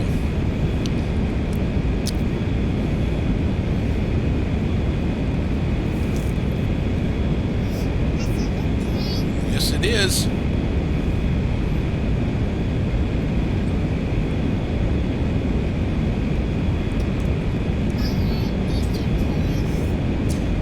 Well, there's a lot to love about this plane, Gemini, and if you, by the way, one of the things that I really appreciate, are you saying hello? One thing I do appreciate about the guys that come on and chat with me is they give me, no, you're not getting up here, sorry. They give me a lot of tips and pointers, and I welcome that. I am not a pilot myself. I just am an enthusiast, and I have an affinity for. Don't. Yep, that was a junior first officer giving me 5 notches of flaps. You can't touch that, dude. Okay, what's happened here? Oh, sorry. No, don't do that. No. I'm gonna go take him to find his mom. Are you okay? What's the matter?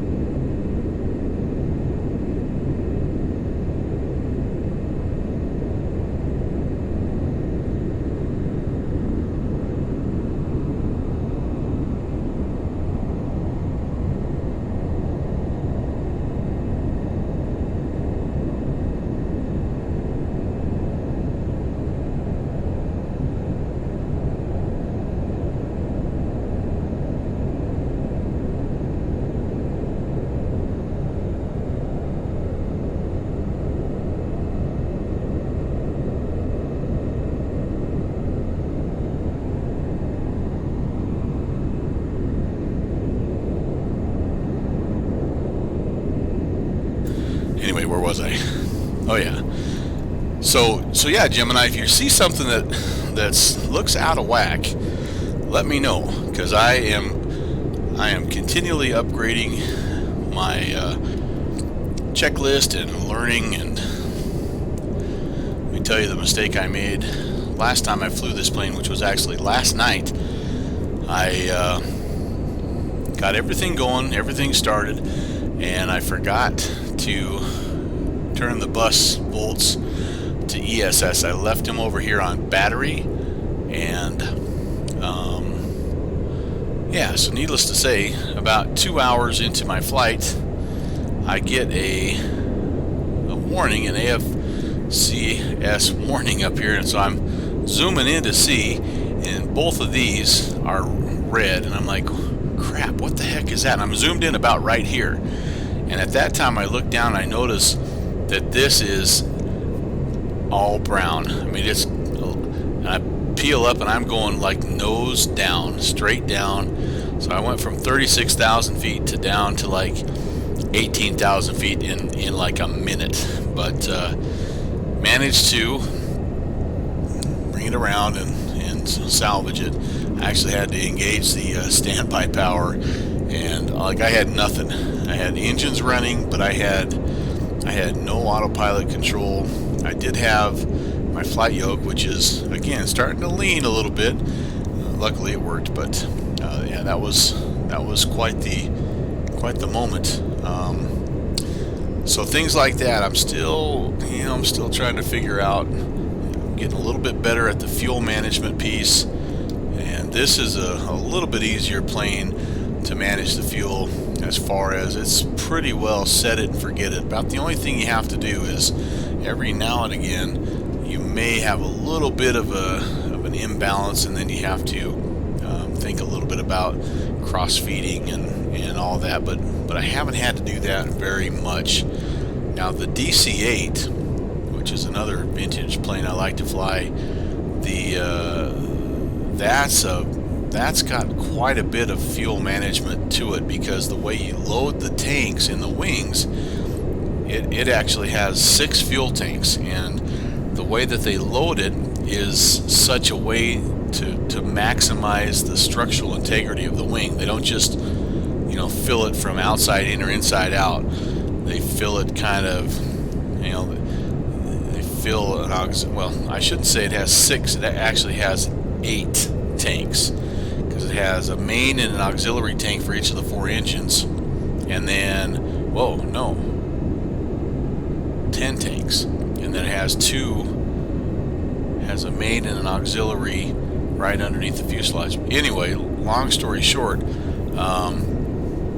the way they fill the outboard auxiliaries heavier than the outboard mains, and then they fill the inboard mains higher than the inboard auxiliaries. And again, it's all about putting the weight on the wing appropriately, so when you're taking off, it has the best structural integrity. And then as you fly, obviously you burn fuel, and you want to keep it balanced, but then you burn the fuel basically from outside in. You burn the outboard auxiliary tanks down first, and then you just keep working your way in, essentially, which again makes sense, because as you're flying, you don't want to have the extra weight on the outside of the wings. You bring it all towards the center. But the DC-8 I fly, Dakota Pilot, is the Aerosoft, and again, that's a P3D airplane for me, and it is wonderful. It's every bit as fun, I think, as this plane is. I would say the flight dynamics are well, no, I guess I can't really say that. I was going to say I think the L-1011 is a little more challenging to fly, but it has more systems. I mean, a better autopilot, and it has the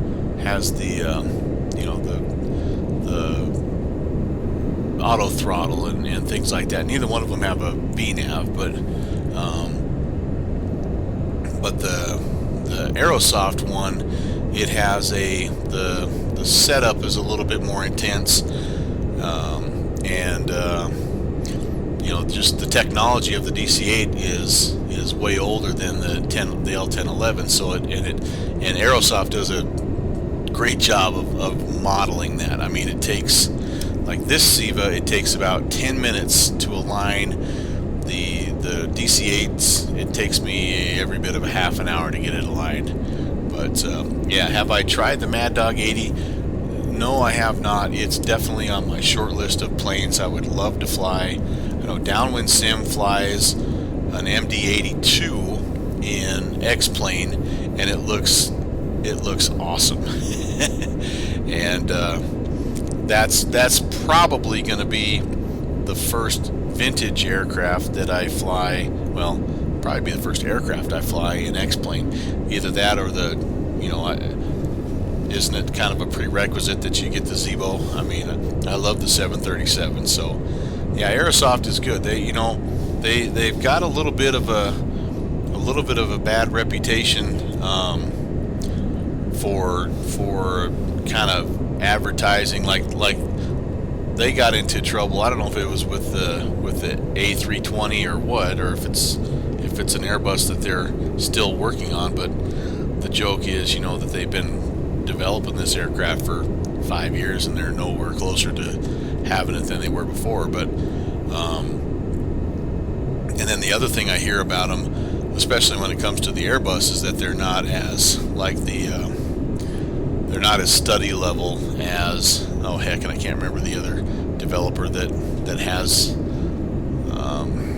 the Airbus, FS Labs. But what I do like about them is that I think they're, at least the DC-8, it's a deep, complex, well-modeled plane, and so if it's not study level, then I whatever's right next to that, that's what it is. And same as what I hear the Airbus. I mean, it's not exactly hop in and push play and you're rocking and rolling. So the MD-82, yeah, the one for the downwind sims is the default that you find in X-Plane. Yep. Products, yeah, and they've been around a long time. And I like the fact that they're also a scenery company, so they've made a lot of contributions to the flight sim community, and yeah, they're a solid organization. I have the Airbus A320 and A321 in P3D, and have been fiddling around with it a little bit. I've found the one thing about it is that it's pretty frame heavy, and I don't have the most beefy computer in the world, so it's actually caused some problems with my graphics card a couple times. So I've kind of put it a little bit on the back burner until I have a chance to upgrade my graphics card, and then once I do, I'm gonna mess around with it some more, because it looks like an awesome airplane. And I'm a Boeing guy. I like the 737. I like the Boeing stuff, but I'm not opposed to learning an Airbus and okay, the MD-80 default, yeah. So and I thought it was, and correct me if I'm wrong, downwind, I thought it was the MD-82, which is, I mean, it's the Mad Dog, it is, but yeah, it's a good looking plane, and it's been fun to see the difference in the two sims.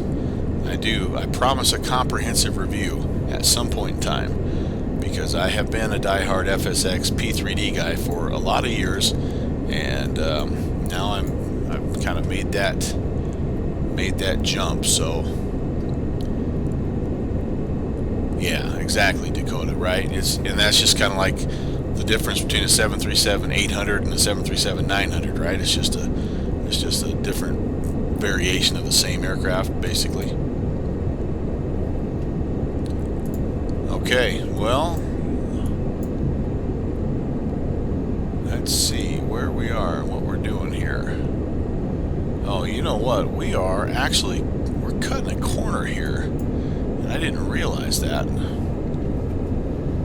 We're going from waypoint 2 to waypoint 3, which is Tar River to Ormond Beach. Oh man, we really are. Where the heck? So I didn't do this on purpose, guys, I promise, but this is gonna cut down our flight time a little bit. Remember how I told you I was wanting to stay out over land as much as I could. So here's what happened. We just went past Tar River right here, and we were supposed to be staying on this guy down here to Charleston, and then over to, this is Gipple or something. It's an interception. Well, Ormond Beach is, I think that's Ormond Beach right there, maybe. Anyway, Ormond Beach might be here. Yeah. So we're actually cutting the corner. We're going to be in the ocean a little bit, kind of skipping past these waypoints. So we didn't really do a very good job of staying on the, what is this, the Juliet 79. So that could potentially be an issue if we pick up air traffic control. I might need to think a little bit about how we get back on that course.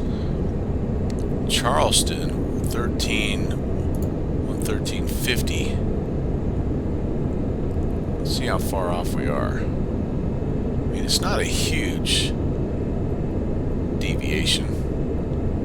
Yeah, you can see we're well left of course there. And I mean, we're closing in already on Tar River. We're only 54 miles away, so it's not like I would take a major turn here, but in case you're following me on Batastic or Batspy or something, and you wonder why the heck I'm out here over the ocean when I was supposed to be over land, that's why I screwed that leg up there. So yeah, they both have things to offer, and I totally agree. You went to X-Plane when Microsoft dropped FSX, but there are a lot of ones like, yeah, you and me both are in agreement on the A2A aircraft that you can't get. And I actually have asked that question on my Discord about, I've been loving all the freeware stuff, and it's awesome that you can get like the Reality Expansion Pack and fly the default Beach Baron, and it's pretty dang cool. And same thing with the default 172. You can install that Prop Strike mod and trick it out, and it's payware quality. I mean, it is. But at some point in time, I know that I'm going to want to break down and just get a good payware add-on aircraft for X-Plane, a GA aircraft. And so I'm just torn. I've got a couple kind of on my short list, and I'm just trying to reach out to folks, and I just can't get a definitive answer really from anyone. The two that are really interesting right now to me is, the Hot Start TBM 900, and then there's the Piper Turbo Aero from Just Flight, and they both just look, they just look really good, and they seem study level, which that's not a deal breaker, but if you're going to be dropping some actual dollars on an add-on, it's kind of cool if it takes you a year or two to kind of get it figured out. But yeah, the A2A is that the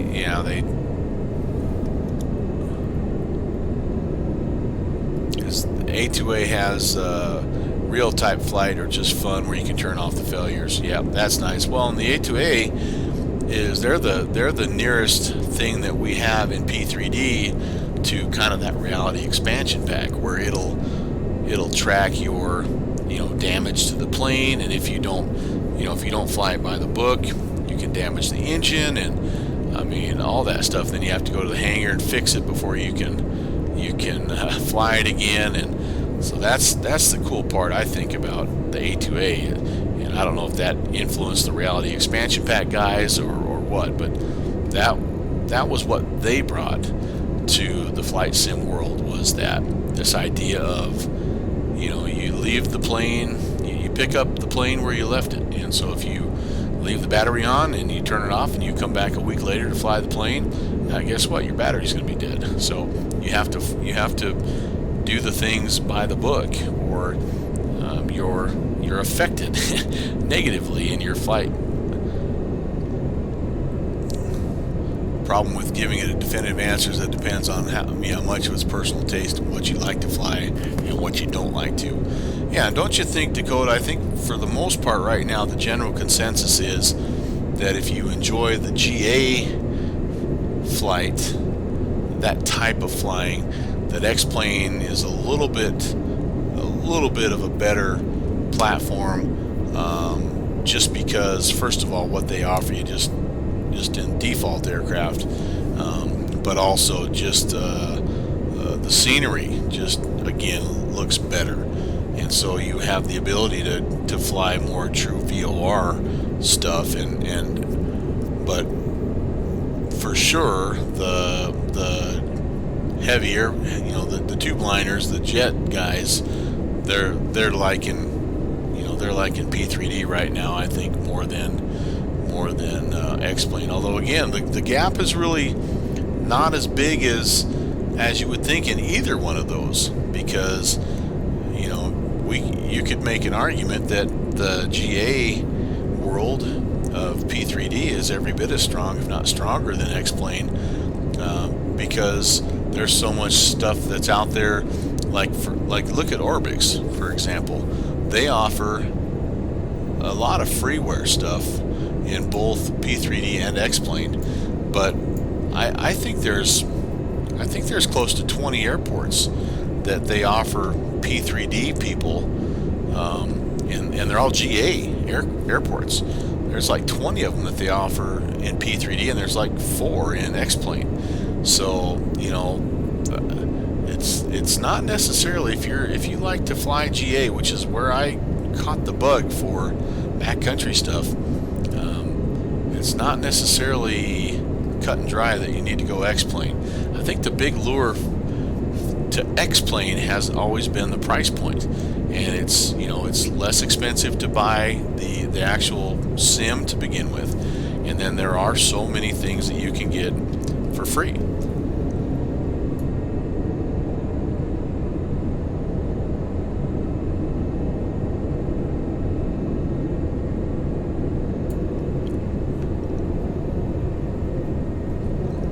It's two different cultures. It's in a way it's kind of like the difference between Windows and or Android and Apple phone people. It's just two different approaches to the same thing. What I've always claimed is that we all benefit by the fact that there's at least 2 very, very good flight sims available, because they compete against each other, and they continue to improve and get better, and then you throw, if Microsoft 2020 is what they advertise, which we'll see, jury's out. You have and they're not the only ones that are out there now. It's good that we have options, and I've never been a one or the other guy. I just never have taken the time, I guess, up to this point to do the setup. It takes a long time to get everything installed and configured and accounts set up and sim links connected and talking to each other and all that stuff.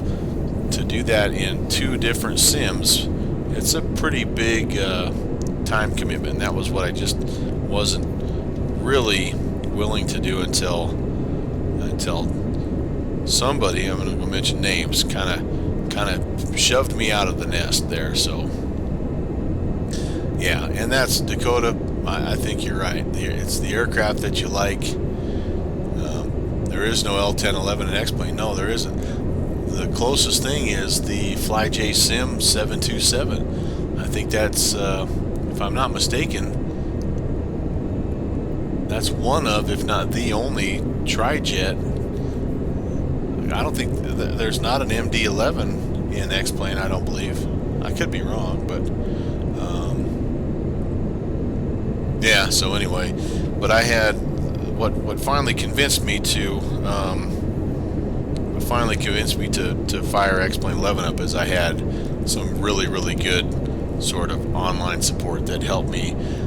It shortened the learning curve, as it were, and stuff that would normally take me a week to scan the forums and ask friends and email customer support.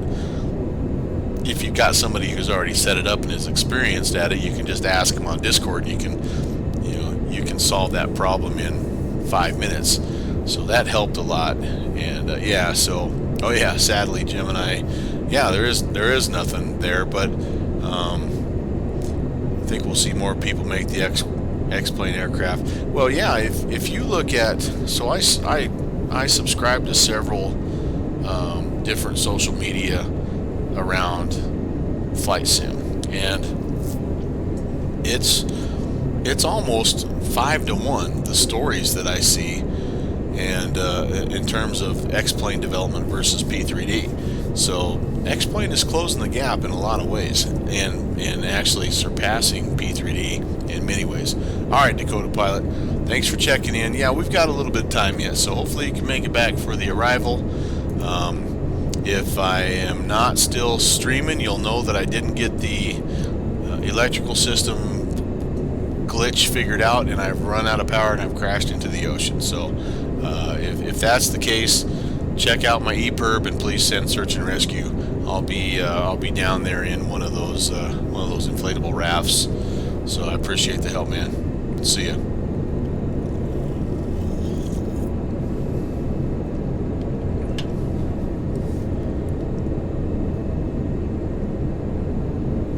Okay, so closing in again, 48 miles from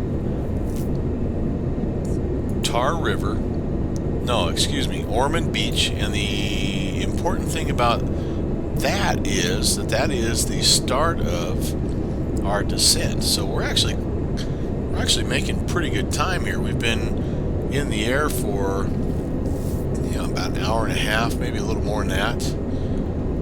So yeah, we're doing good. Let's see here. I'm gonna pull up the Miami charts, and we are on the Annie 4 arrival. I don't fly this arrival very often, so we're gonna take a quick look here. Annie 4.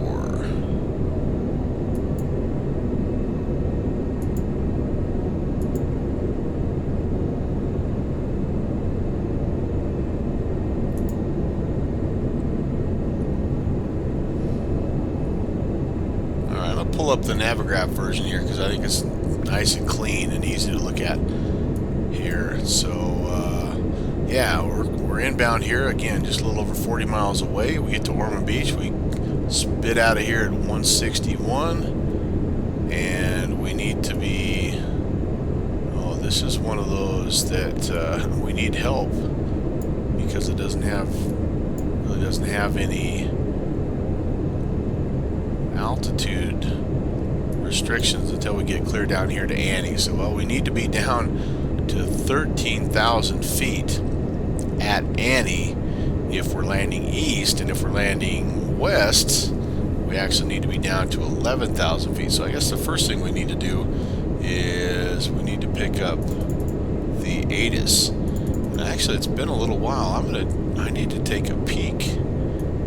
We have Atlanta Center. That's the closest we have. No Florida, unfortunately. No Jacksonville Center or Miami Center. I was really hoping, but they're kind of more of a Sunday area, and I just couldn't pull the trigger on this on Sunday. But that's okay.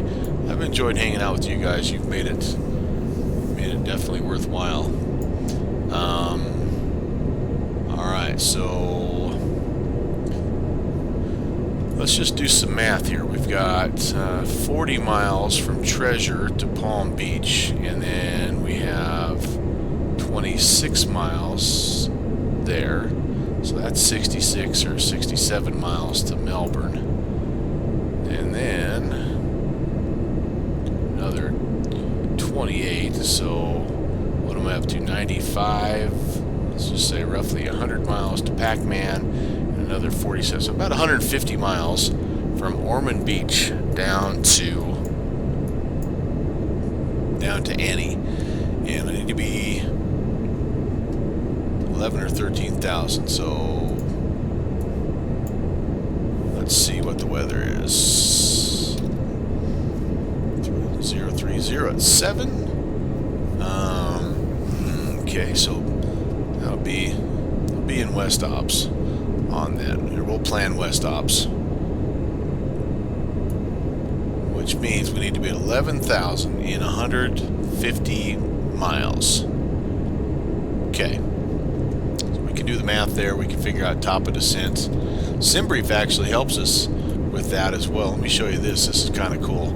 And a lot of times I'll actually, if I, like today, I only had 6 waypoints that I put in my SIVA. Sometimes I'll put that top of descent in. Yeah, so the top of descent actually comes, according to SimBrief, it comes right after Treasure, between Treasure and Palm Beach. So I think once we turn the corner on Melbourne, we need to start thinking top of descent. And I actually think what I'm going to do is as soon as we hit Treasure, I think that'd be a good time to start the descent. Yeah, maybe even before that. Man, it's... You get to Treasure, then you're looking at... 30, so 40 and 24, so you're looking at 64 miles to lose.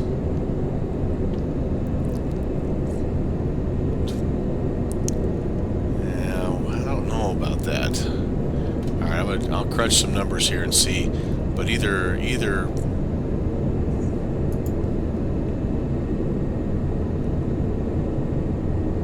right at Melbourne or right at Treasure, I think, is when I'm going to start my descent. I'm going to crunch the numbers here and kind of see what I feel like is the better option.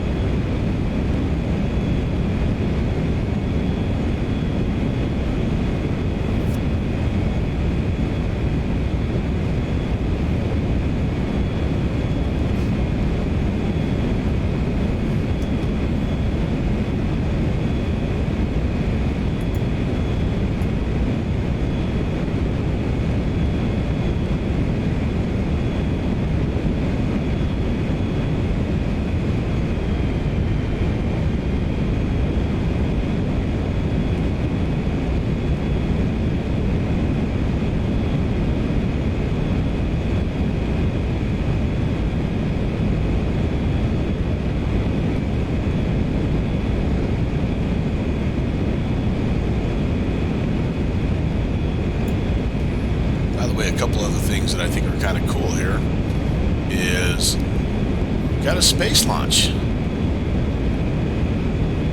1 day and 16 hours they'll be live. That's awesome. Awesome, awesome, awesome. And then not much weather to speak of, although there is just a little bit of scattered storms here and there, and then there's like a little bit of a more major storm right here, which could potentially affect us just a little bit. But that caught my eye there. That's pretty cool. That's Cape Canaveral. Yeah, that's awesome. Oh yeah, just about have 52 uniform finished up. Outstanding. Can't wait to see what you come up with.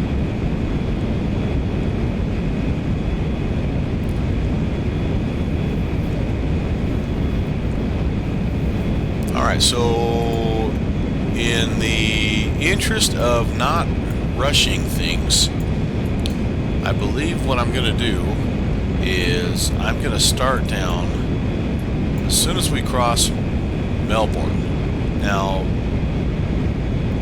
in my flight plan,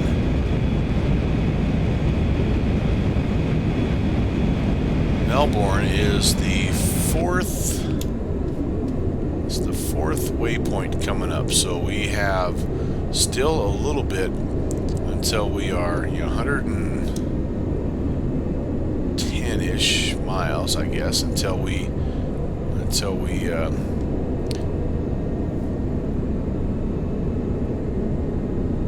hit Ormond Beach, right? Yeah. Oscar Mike November, Ormond Beach, that's what we're inbound for. We just went by Charleston, and actually we're well past Charleston now, aren't we? I think this is actually counting away from Charleston, and this is counting into Ormond Beach.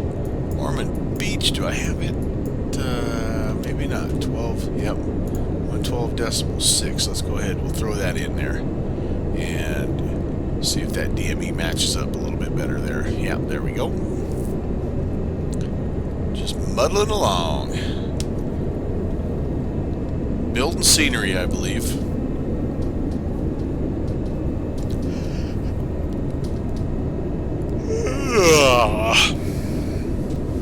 Man, I'm tired. It's like somebody kept me up till 1 o'clock in the morning last night or something. I don't mind beta testing. Oh, mudding drywall. Yeah, chakalaka. I can hang it. I can...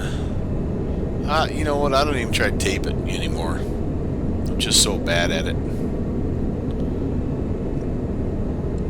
So I'll put it up. You know, cut it, hang it.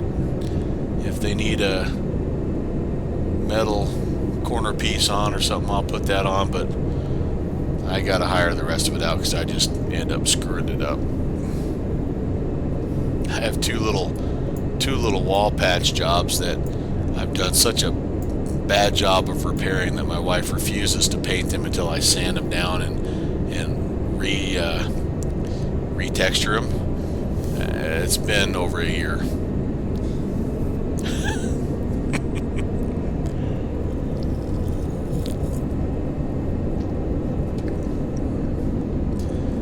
Okay. Well, if we're gonna lose power, now would be about the time. We're just about that 2-hour mark. I haven't seen any kind of indication, any warnings or anything that would lead me to believe. I mean, all the amps and volts all look good. You know, I'm making good power here with my generators. I don't see any of my temperatures or pressures that look funky. These are working too hard again, but that's kind of just comes with the territory, I think, at 360.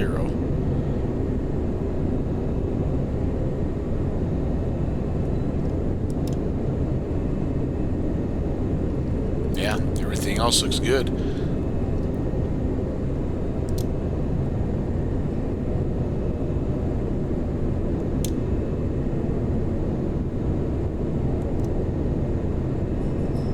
I wanted to use one of these as my notification sounds for when somebody subscribes or something, but then I got to thinking, like, that one's a cool one. But then I got to thinking, if somebody subscribed and I heard that, I'd be freaking out a little bit. But yeah, it's all look good. None of these circuit breakers, by the way, Dakota, are modeled. But is this the plane that has the good poster on the back? No. The DC-8 has the poster on the back that one of them's like this side up or something like that.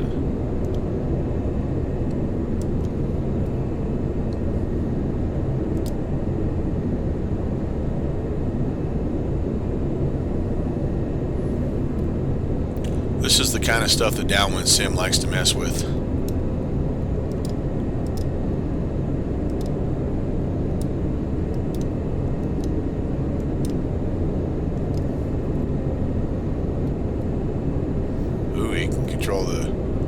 System. That actually is the part of the engineers panel is the movies, I believe. Where's that at? I saw that.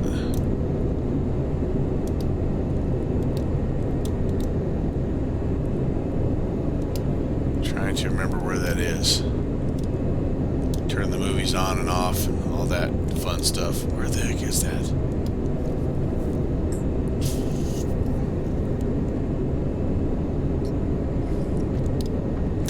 Yeah, I'll find it right after we land.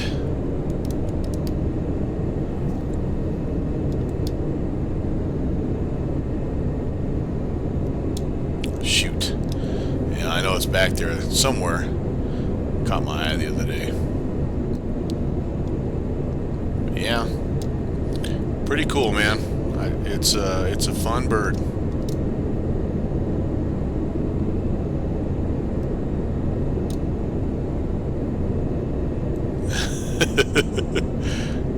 Read these first, just in case.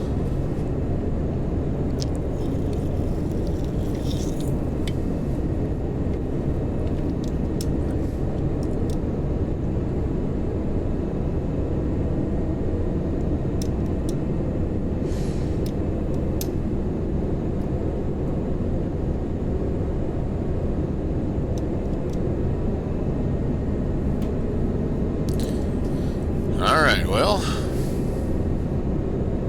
here we go. I think this is the east coast of, actually I think we're see Florida here, and Jacksonville area, just right off of our 3 o'clock over here.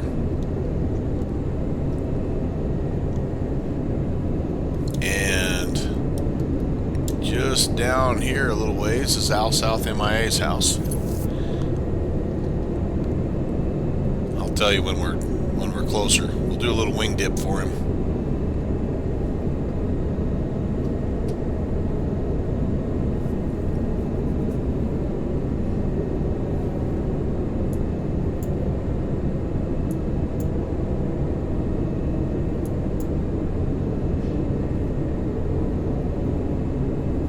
So we can fly Melbourne and then Treasure. Those are the last, nope, Palm Beach. Melbourne, Treasure, Palm Beach.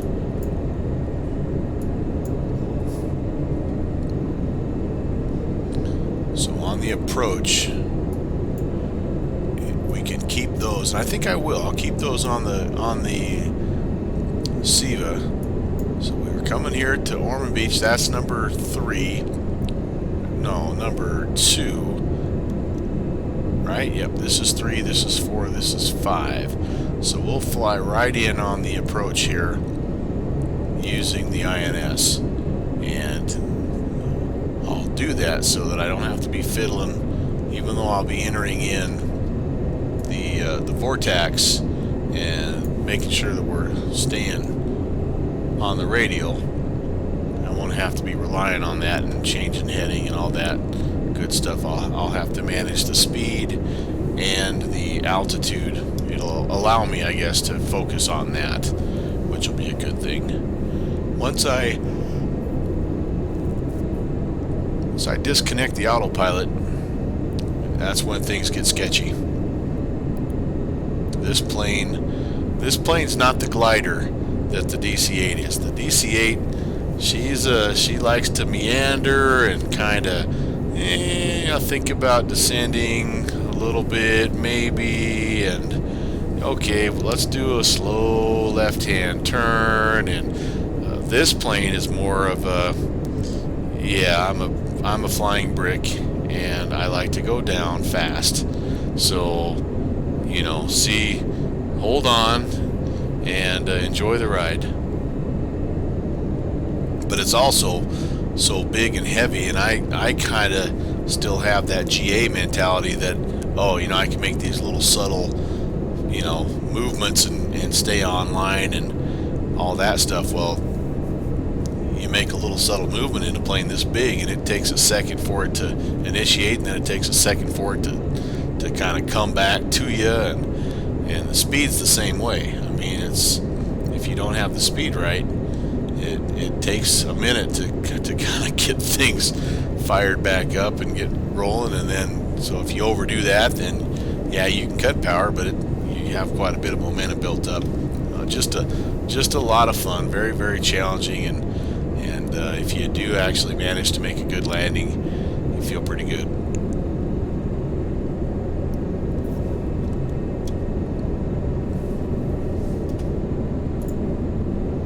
Alright, my descent checklist here as we're coming up on top of descent. I do not believe I'm going to need any anti-ice.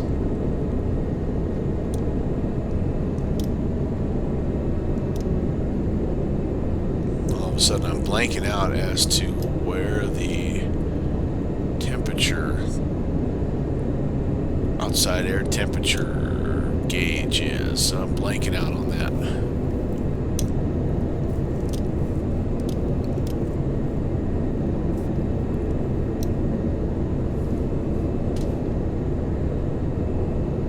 Static air temp 50, minus 50. Alright, so what, no. Minus 50 Celsius? There's no way. There's no way. We're below freezing. I wouldn't doubt that. But yeah, let me just take one more look here at what Active Sky is telling me. 0307, visibility 10 statute miles. We do have a few at 15,000, broken 3,600, broken 7,500.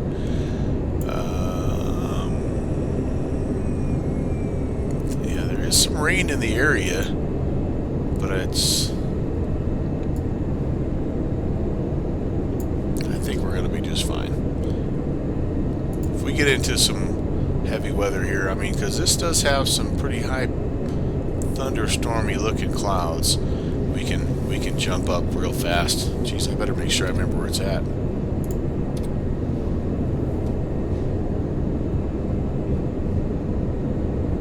Engine anti-ice, wing anti-ice. Yeah, we can hop up here real quick, and we turn on windshield heat, side heats, pitos. These are on automatically. Yeah, they're on automatically. The pitos, they never come off.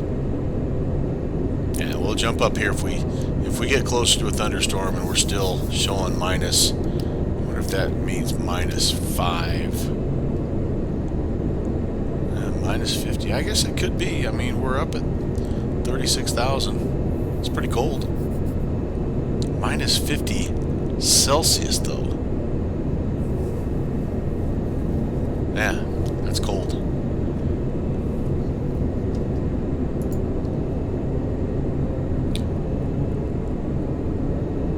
So I missed, oh, Downwind Sim, yeah, making some references to his drywalling skills.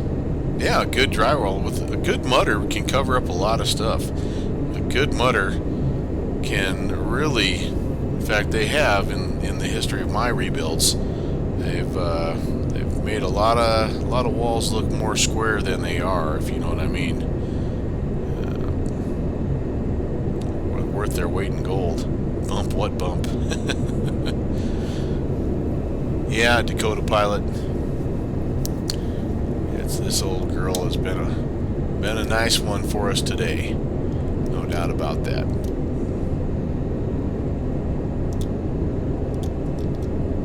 It's sculpting. Yeah. I expect a picture of the Venus de Milo of drywall when you're all said and done. Venus de drywall. Alright, so anyway, back to descent checklist. We have our top of descent plan, and so our arrival, we need to brief the arrival. So let's take a look at what we have to choose from here. So if we are going to be in West Ops, we need to,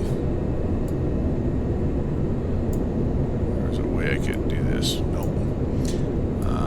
Probably thinking that it's going to have to be 8 right or runway 9er. Those are kind of probably 8 right.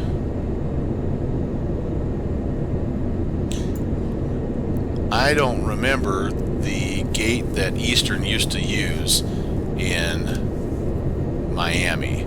Actually, if I remember right, there used to be a terminal that was up a little bit north of the current airport, and I think that's actually where they were based out of. So we're going to just pick a gate here along the Delta terminal that it will is big enough for this. It's a heavy gate, and we'll set up our arrival there. So no particular arrival, but if we were to land on 8 right, that would give us the shortest taxi. So we're going to plan ILS 8 right. So let's just brief that really quickly here. We have a frequency of 110.3, approach course 92 degrees, elevation pretty much sea level.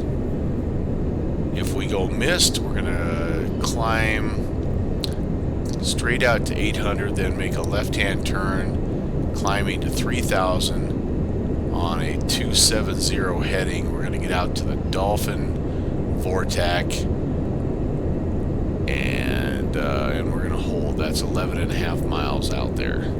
Okay, so that's kind of, I think, what we see. Yeah, we go missed.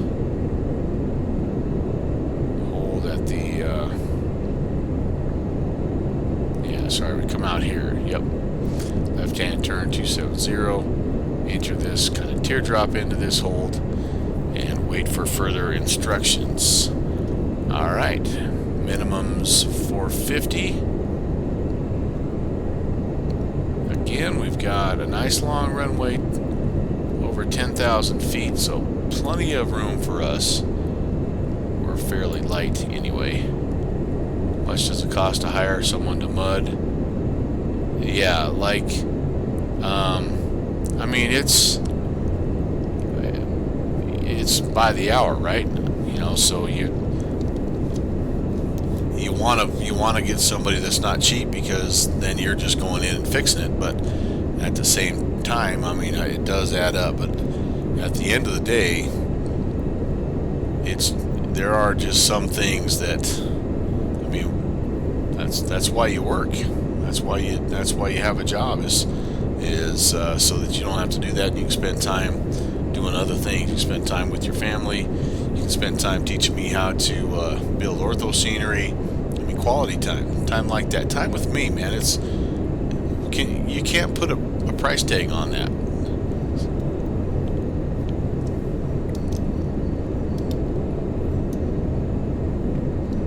And it's hard work too, so that those guys can charge a little bit and get that, get that dollar, because it's tough work.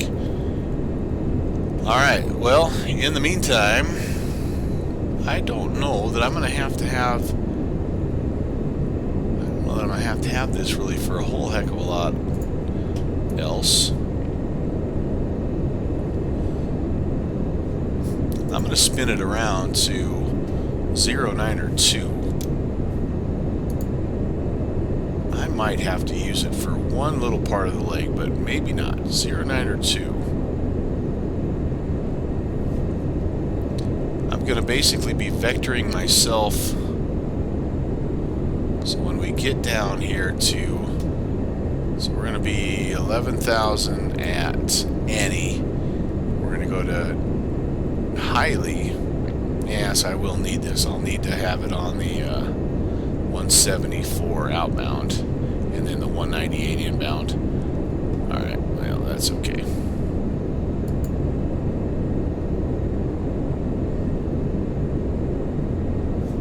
But the point I was about to make was that I'm going to vector myself as if I had air traffic control when I get down here to Canes, and I'm going to shoot myself out here to the west for left downwind, left base, turn to final, come on in here for 8 right.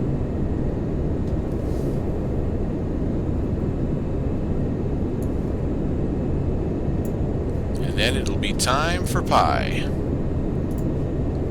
Pie and ice cream, right?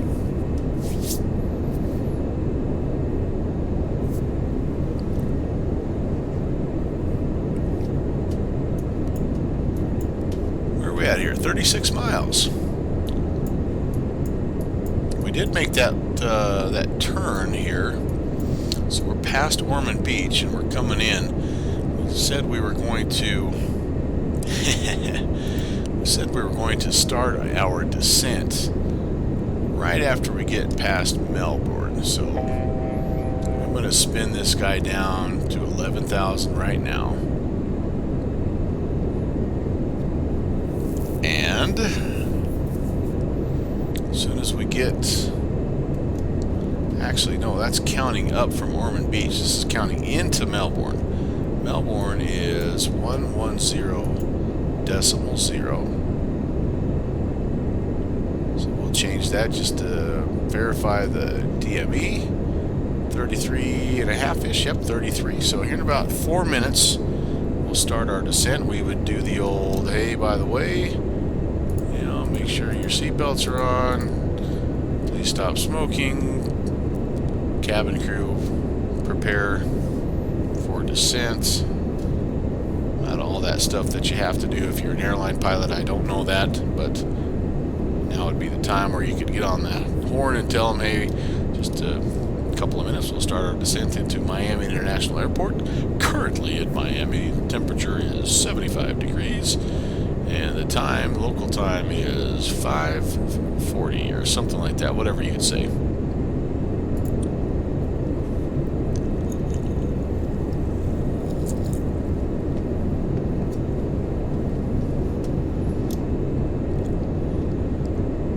Does look a little stormy down there.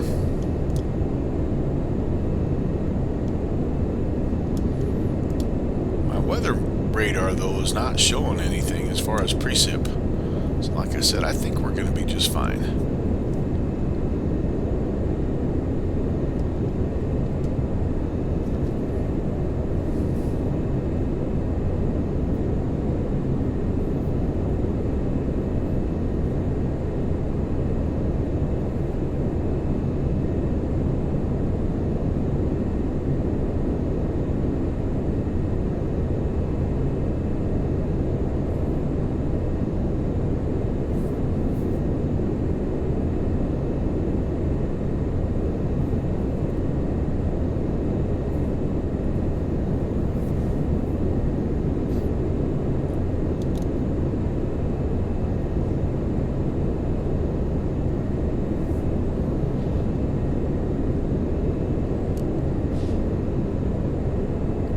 This is a very, very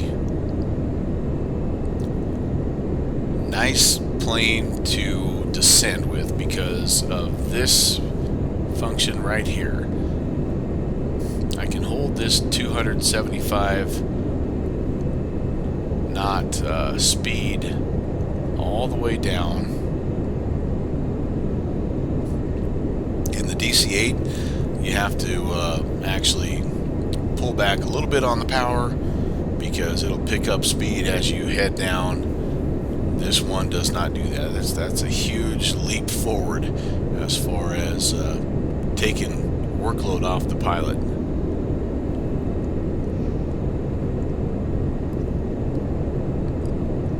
Alright, less than 10 miles to go. Top of descent upcoming. We'll see how close my calculations were. If I need to, I can extend my downwind leg, but hopefully I'm not going to have to do that.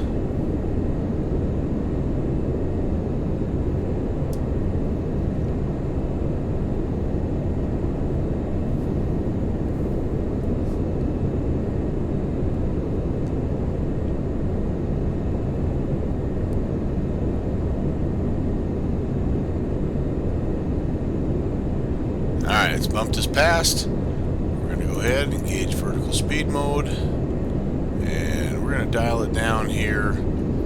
I'm going to be semi-aggressive, at least initially. We're going to go 2,000 feet a minute.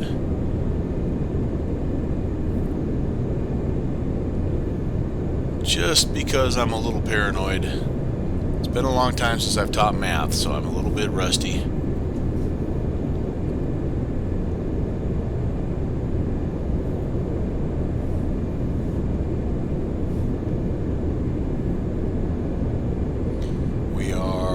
Actually, we're on 167 course right now, not 174. 174 comes afterwards.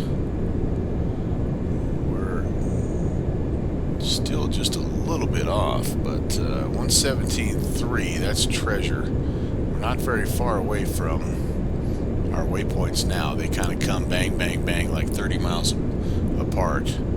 So yeah, that's not too bad. Not too bad. And we could, at any time, we could pop this guy off FMS. We could engage the nav function, and we could just use the radio navigation to take us home. But this is part of that satisfaction deal when you get all 6 waypoints entered in correctly and you fly the correct route. You feel good. We didn't quite fly 100% the correct route because we did cut the corner a little bit. I should have disengaged the INS, and I should have done a better job of staying on that Victor Airway, but yeah, didn't do that. So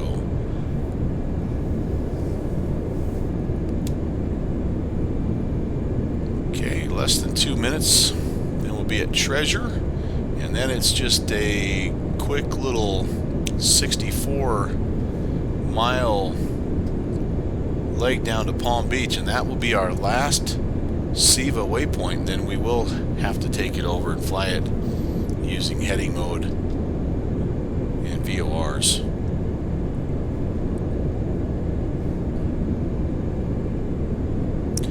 By the way,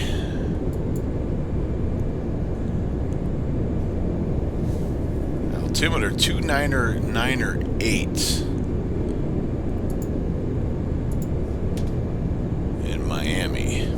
Might as well put that in. It's a little bit early, but we're gonna eventually be down to 11,000 anyway, so one less thing I'll forget as we're coming in here. Speaking of forgetting, arrival briefed. Ice protection not needed. Windshield heat not. It's on actually. No smoking. Fasten seatbelts are on. The approach has also been briefed. Runway 8 right, and below the line coming up when we get below 10,000 feet.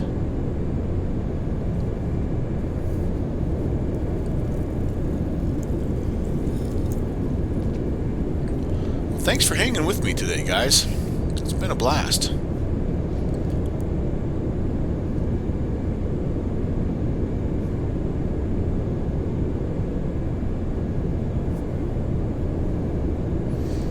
This should be the reward that you get for spending 2 hours with me at cruise, listening to me jabber on about this and that and the other thing, is the comedic factor of me attempting to land. Yeah, Dakota, well, you know, it gives you like a little bit of a test drive if nothing else. And honestly, I don't know that I would have ever picked it up. I was looking for a tri-motor, and I couldn't decide between this and like an MD-11 or what. And then the Captain Sim had this crazy sale. Geez, I don't even remember when it was. It's been like in the summer, and it was like everything in our store was $20, or in their store was $20. So I'm like, well, shoot, for $20, heck yeah. So I picked this one up, and I also picked up the Captain Sim 737-200, and I have not regretted it for 1 minute. It's been awesome. And I would even say the current price, which I think it's more like around $50, is worth it. I would, if I knew now then what I know now, I would have had no problem saving up $50 and spending. But the fact that I was able to get 2 aircraft that are kind of out of this sort of part of history, that just made it that much sweeter, because I really like the 737-200 also. It's a crazy fun vintage aircraft. Yeah, the history of it, it really is. And the back and forth between Lockheed and McDonnell Douglas, because they both were you know, kind of trying to promote their own aircraft. They're kind of both in that mode of, you know, our tri-jet's better than your tri-jet, and yeah, it's pretty cool. Yeah, exactly. It wasn't just like a retrofitted deal, and yeah, just top to bottom. And what I do appreciate, even though now it's considered vintage, is they just took every piece of modern equipment that they could find. They just said, we're just going to make sure this is the most modern, you know, jet in the market, you know, and so I think that's pretty dang cool too. But it also shows you just how fast technology progresses, because by 1991 it was pretty much outdated, and so yeah, yeah, the SIVA itself, if you just read the history of that's just incredible. That the science behind that is unbelievable, you know, and just how accurate it is, and without modern GPS. I mean, it was GPS before GPS was GPS. All right, so we're down through 2,100. I think we're going to be just fine to get to our 11. So I'm going to mellow out the descent rate just a bit, and I'm also going to pull back on the power slightly. Let's get her back to 250. We will at a certain point be below 10,000, and so that'll be nice to not have to cut a lot of speed. Passenger comfort, right? That's got to be a consideration.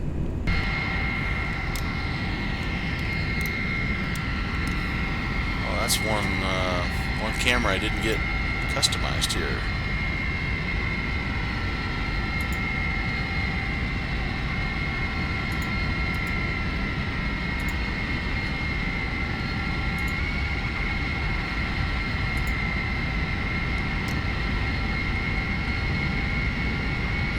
Yeah, a little stormy, a little grumbly down there.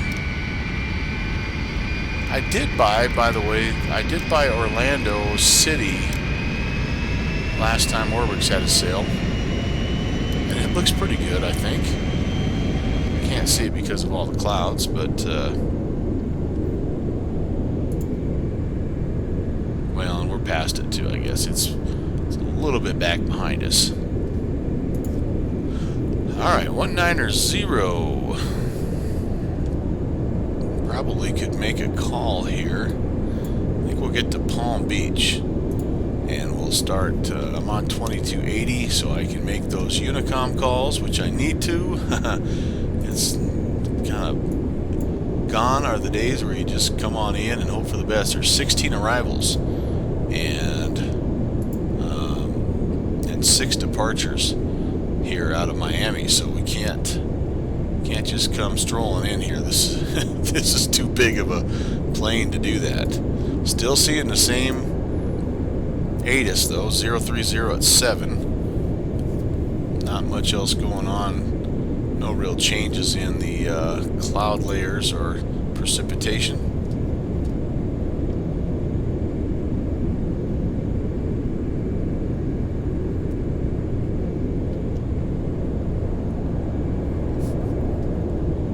Down to 11,000 at Annie, which is 13 miles past Palm Beach, which we are currently still 21 miles away from. Palm Beach 15.7. I should tune that in because I have to use radio navigation after Palm Beach. 15.7, and we will be going out of there on a 174. So I'm going to put that in.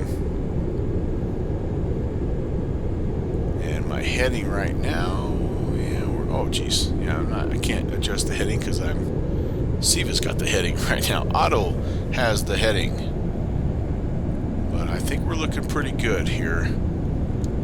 I do 16,000, and yeah, so 18 plus 17. We have 35 miles still to drop 5,000 feet. So yeah, we're in business. We're in business. I'm glad we started a little bit early, because I would rather. I mean, I know that's a cardinal sin if you're a commercial airline pilot, is to level out on descent, but for me, I don't mind. It's not that huge of a deal.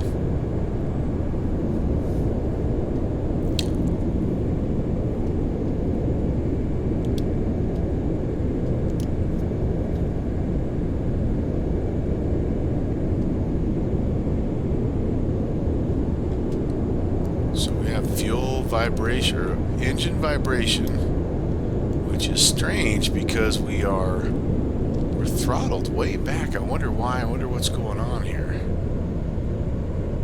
Yeah, there's nothing really redlining there. That's interesting.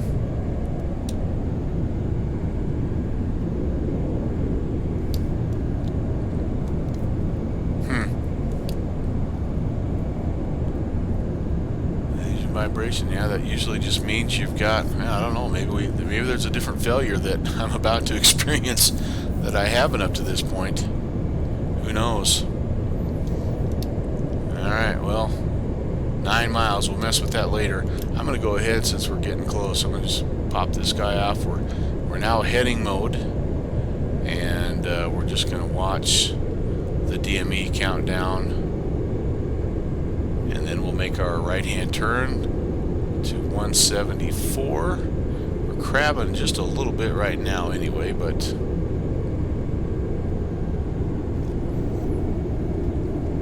that's okay.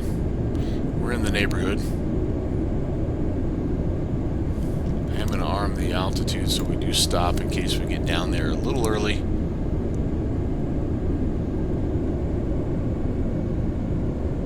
Actually, let's do this. Let's go 1,000. See if we can, maybe if we're good enough, we can be right at 11,000 at Annie, and we can just keep it coming down and not level out.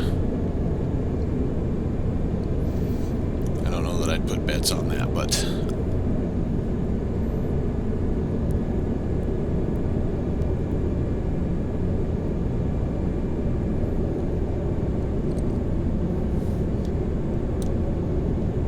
little VFR hole right there if you're wanting to get down. You're in your 172 Skyhawk. Shoot that little gap and get down there okay. Alright, I think it's time to make our turn. Let's go ahead. We'll head that way. Now we're on the outbound from 15.7. We haven't quite flipped from inbound to outbound just yet, but it's only a matter of time. Yep, that's already changed. Now this is now tracking to the 7th waypoint, which is actually the airport. So we're 50 miles, and I can make that call here. I'm going to have to actually keep this turn going a little bit further so I can intercept it. The Miami traffic, Eastern 15 heavy, 50 miles north of the airfield. We're inbound on the Annie 4 arrival. We're expecting runway 8 right, Miami.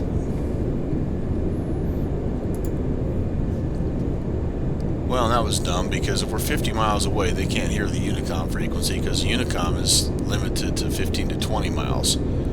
So, yeah, that was pointless. But, oh well. 11,000, so we've leveled out. We're just a little bit ahead of it. Again, Annie was 17 miles, so we ended up about 12 miles early, which is not too bad considering my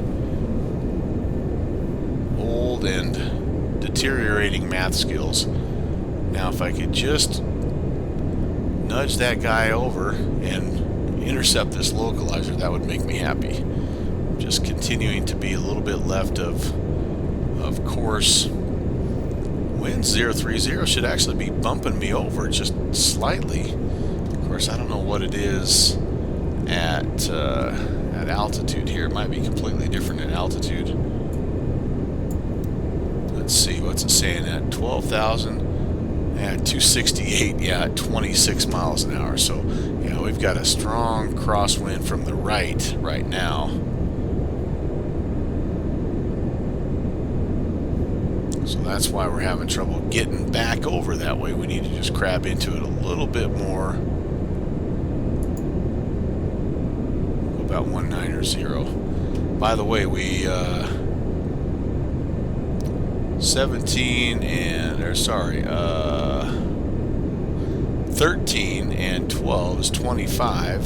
So when we're 25 miles past Palm Beach, we're at Hiley, and then we actually track Virginia Keys, which is 117.1. Track that inbound. 198.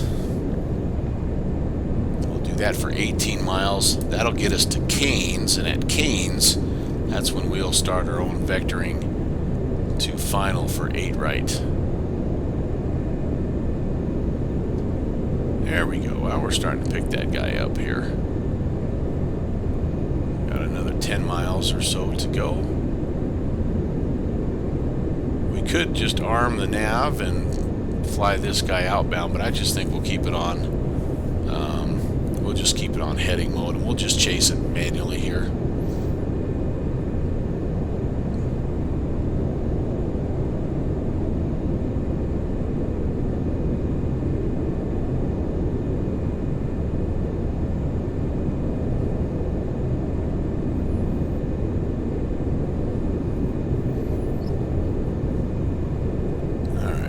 Lined up pretty well. Let's bring it back a little bit here. Not sure how much I'm going to need for the crab. That's where really it is nice to just engage nav, and it keeps you right on the dot. But we won't slide too far off course here.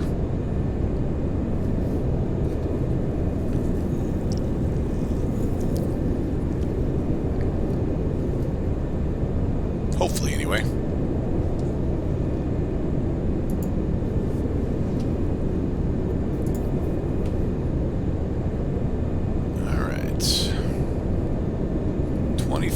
We're getting close, about 4 miles, and then we flip it over. I'll shoot it down to 198 heading first, then I'll tune in Virginia Keys 117.1, and then I'll spin my course knob over to 198.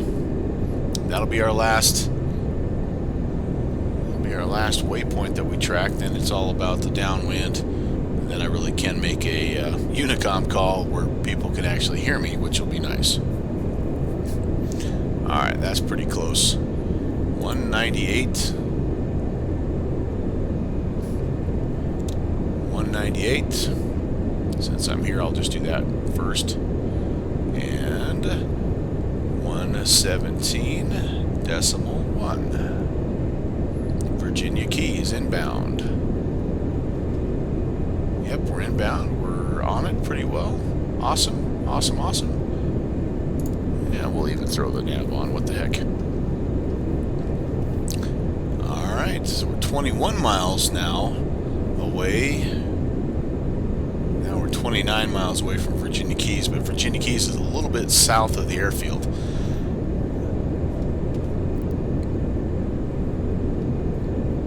So we want to track this again until we're 13 DME from Virginia Keys. That is the Cairns intersection, and that's where we will make our right-hand turn, our downwind turn, essentially. And you know, we've had a bunch of clouds, but most of it stayed below us here. Just one final check of the weather. 030 at 7. Yeah, we'll run into them. They say there are a few at 15,000. We kind of went through that, and then we're broken at 7,500, broken at 3,600. So it shouldn't be a Shouldn't be any issue as far as bumping up against minimums or anything like that. I think we'll be okay. All right, waiting again till 13. Make that call into Miami. Keeping our eyes peeled. Really, I haven't been doing a very good job of looking around. It'll be especially important once we do start that turn. I actually could start my descent a little bit here too, can't I? Yeah, I think I will. Let's go down to... Let's take it down to 5,000.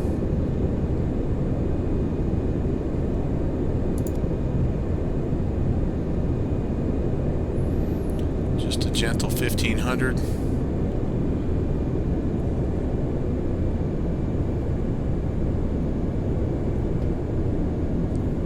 Getting close, getting close, getting close.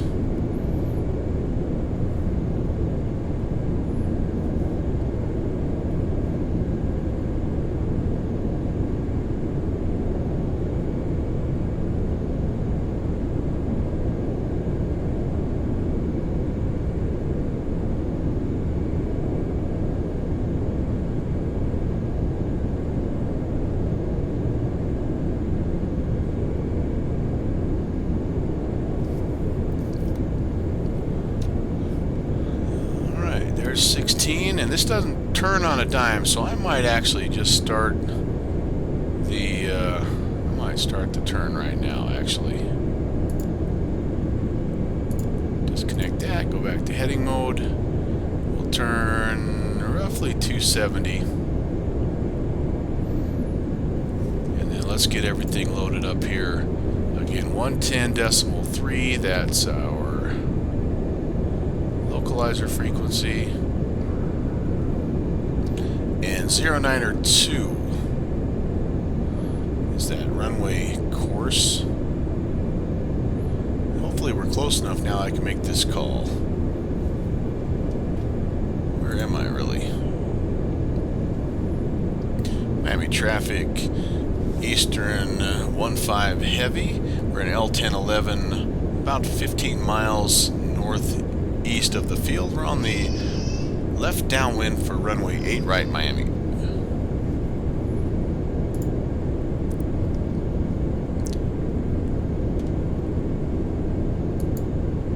Maybe you don't even have to be that aggressive. Alright, below 10,000. Let's get the lights on.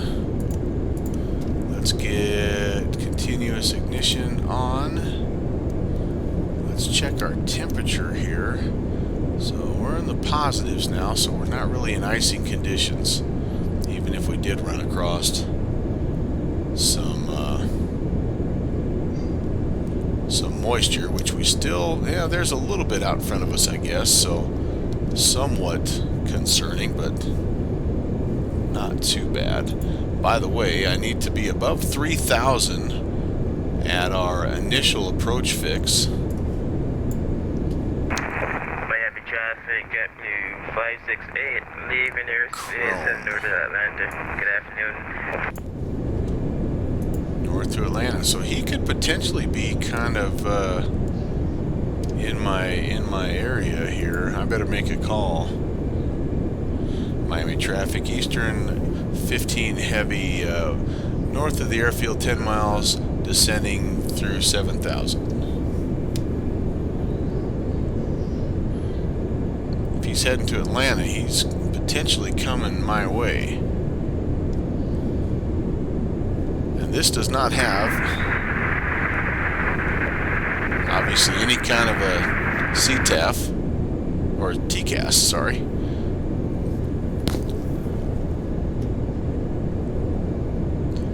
So now we're really only about 7 miles away. Because we've just, again, this thing turns, but kind of not on a dime.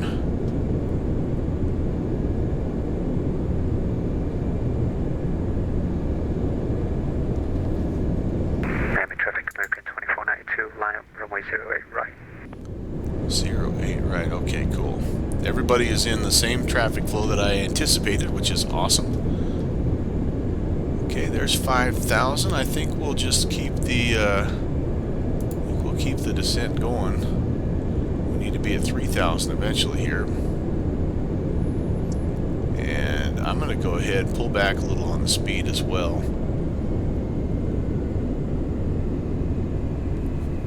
We can kind of get things under control. We're past the airfield. This should start counting up here. That tells us we're past. Yep, so we're past the airfield. And as I look at my chart here, let's see. 2492. I think this is. This is a 15 DME out here. 8, 9, 10, 11, 12, 13, 13.2, I guess. So, as we're watching this, that's kind of what we're keeping in mind. When we get past 13, we can make our turn to base, and might take this out to more like 15 or so, and then let's arm that at 3,000. We are above our glide slope, so we do have glide slope and we do have the localizer, so that's good.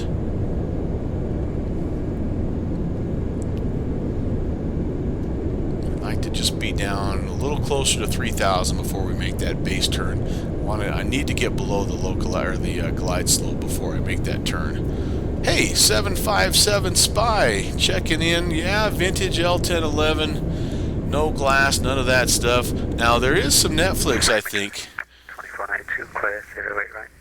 Because they do have the big screen TVs that aren't the flat screen version in this baby. So, whatever the 1970s versions of Netflix, I think we have it. But actually, this is the movies or whatever that they play.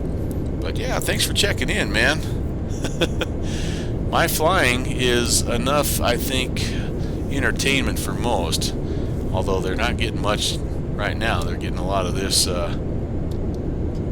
this white soup action. There we go. Now we're breaking through. Miami traffic Eastern 15 heavy. Turning left base runway 8 right at 3,000 Miami. VHS. Oh, that's what it is. Not Netflix. VHS. That's right. I don't even know what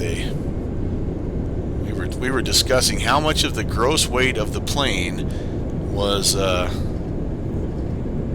brought on by all those TVs that were in there. Oh my goodness, I can't even imagine. All right, we're below the glide slope. We are turning. We may have to really, we just have to keep the turn a-coming the way this baby turns. Somebody was lining up, I think, for 8 right. Betamax, yeah. That was a pressure question back in the day, man. What do you buy? Do you buy the VHS recorder or do you buy the Betamax recorder?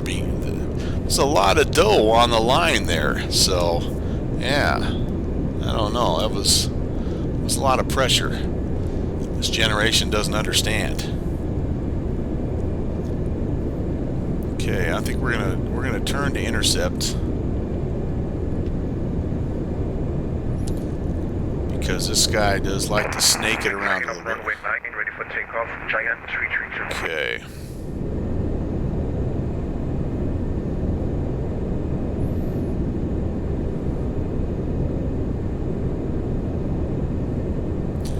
Miami Eastern 15 heavy. We're turning to intercept the localizer 8 right, Miami.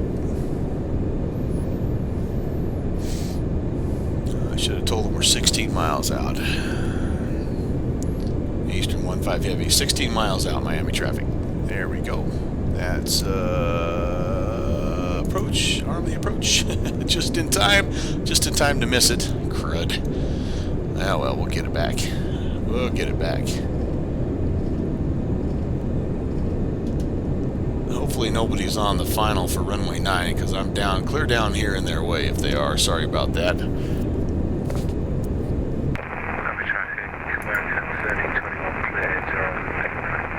Okay, cleared 08 right. That's where we're going.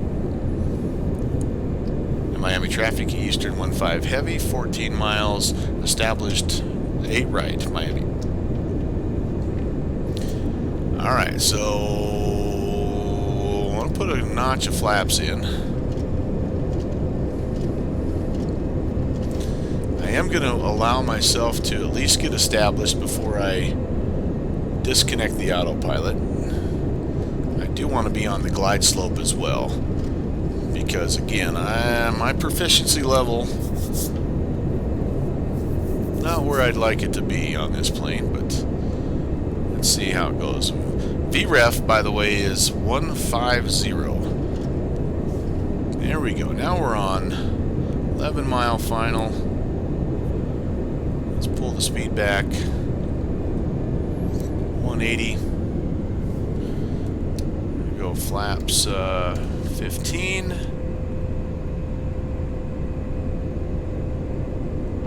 Toss the gear in. Alright, so we're established. Takeoff runway 9, giant 332. Going to leave the altitude 3000 because that is our go around. By the way, the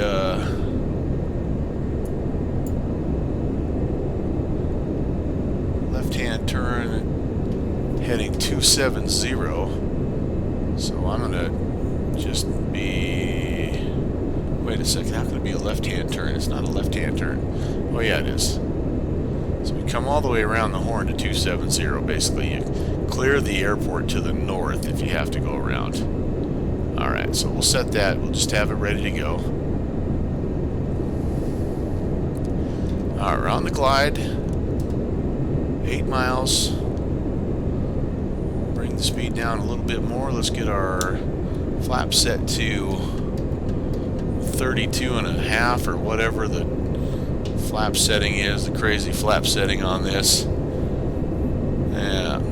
Yeah, oh, I forgot. L South is right over there. We were gonna do a wing wag at you, buddy. All right, let's get real here. We'll get stabilized. We'll make our last call. Miami traffic, giant 332 is airborne, climbing to 5,000 on the heading to departure. Boy, I'm getting really slow here. I lose my... I think I've lost my... Okay. Yep, lost my airspeed a little bit here for some reason. That's strange. Okay, I don't want that. Now, Miami Eastern 15 heavy, short final, 8 right, Miami. Alright, let's push the... Let's take the auto throttle off. Let's get the nose down a little bit. Yeah, we got down there below 140, which we don't want that. There we go. Now we're looking a little better. Alright, well, there's our slight moment of panic, which is, I think that's step 15 in the checklist. Now we're a little high, but we've got a nice long runway. Got to keep telling ourselves that. And this little waggle back and forth, this little S-turn thing, that's just also kind of part of my unique approach. Let's see if we can get her stabilized here. Alright, there's our speed.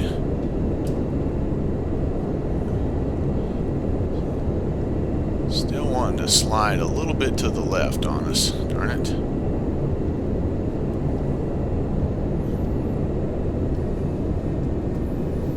Yeah, we're going to be a little bit long, I think.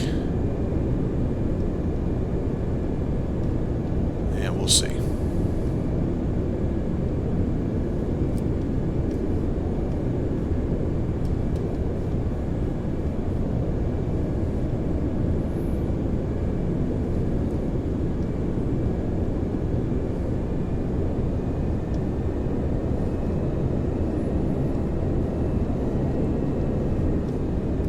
Yeah, a little bit long. Oh boy, my scenery. Bad time to have scenery issues. Okay. Reversers engaged.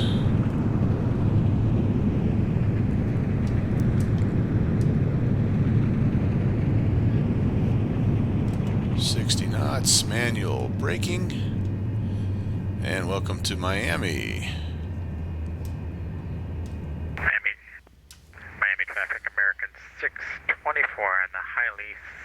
arrival at just expecting runway ILS, runway 8 right. Alright, let's get out of the way here. What are we? Bravo, what is this? Bravo 7, I think? Doesn't really matter, I guess. Miami traffic, Eastern 15 heavy. We are clear of runway 8 right, Miami.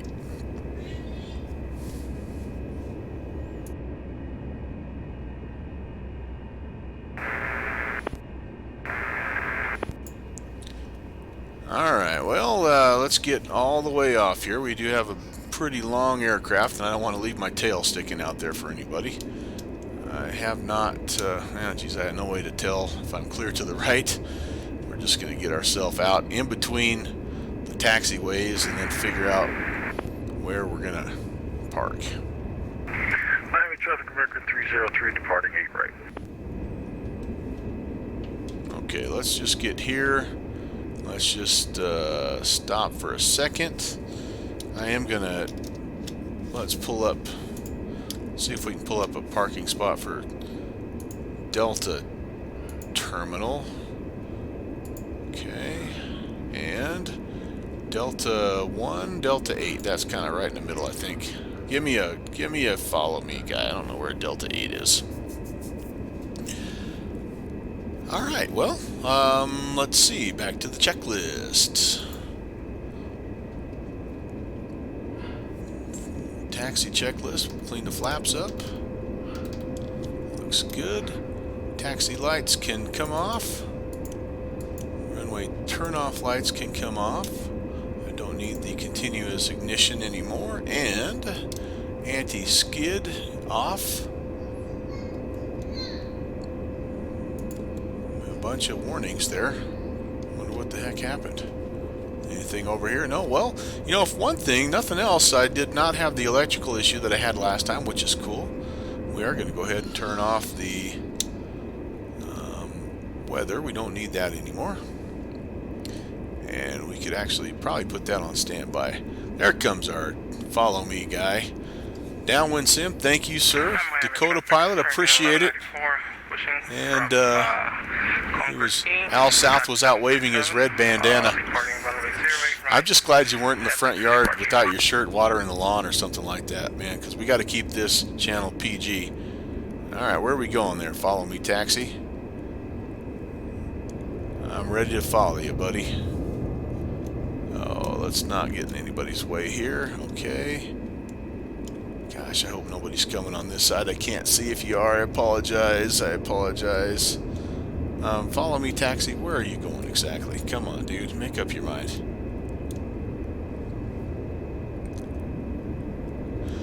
Alright, well, that was fun. That really was. And that kind of concludes the historic routes for the Eastern Airlines version of the L-1011, but we're not done with these historic flights with this plane. We do have 2 more scheduled for the TWA livery, and so look for those coming up.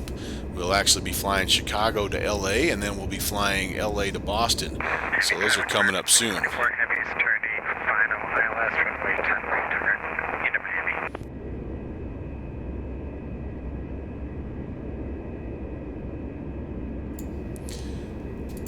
Let's talk about, as long as we're heading in, let's cue the outro music.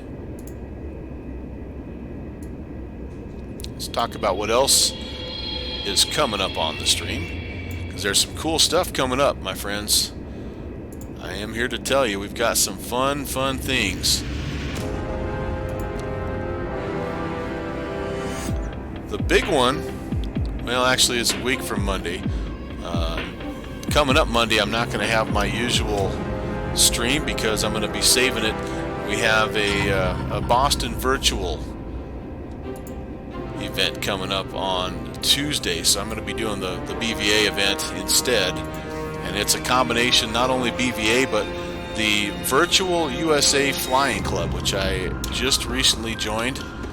And they're doing, like I said, like a little combo event up in the northeastern part of the country, so I'll be up there, and that should be a lot of fun. And then, let's see, Wednesday, we will be doing our regularly scheduled stream. I'm going to be in the Aeroworks DC-3, not the Manfred John P3D version. I'm going to fly my first ever Aeroworks X-Plane DC-3, and there's an event going on down there at MSY. So we're gonna figure out where we want to depart from, and then we're gonna fly into Nolens. Should be fun. Okay, my guy's saying go right a little bit. Then the following Saturday, back in the PMDG 737. It's been a while, so we're gonna fly. There's an event. It's called the Freedom Trophy Fly-In. Oh, I stalled out here. Darn it.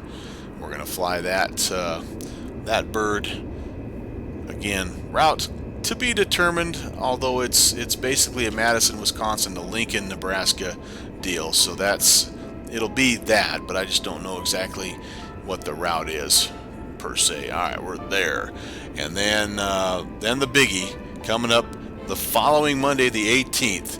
We have the, what are we calling it? Downwind sim, the tail dragger, bushwhacker. I don't even know. We've organized a little bit of a group flight in the mountains of Idaho in the Prop Strike 170 bush plane in X-plane, and we're gonna be flying around.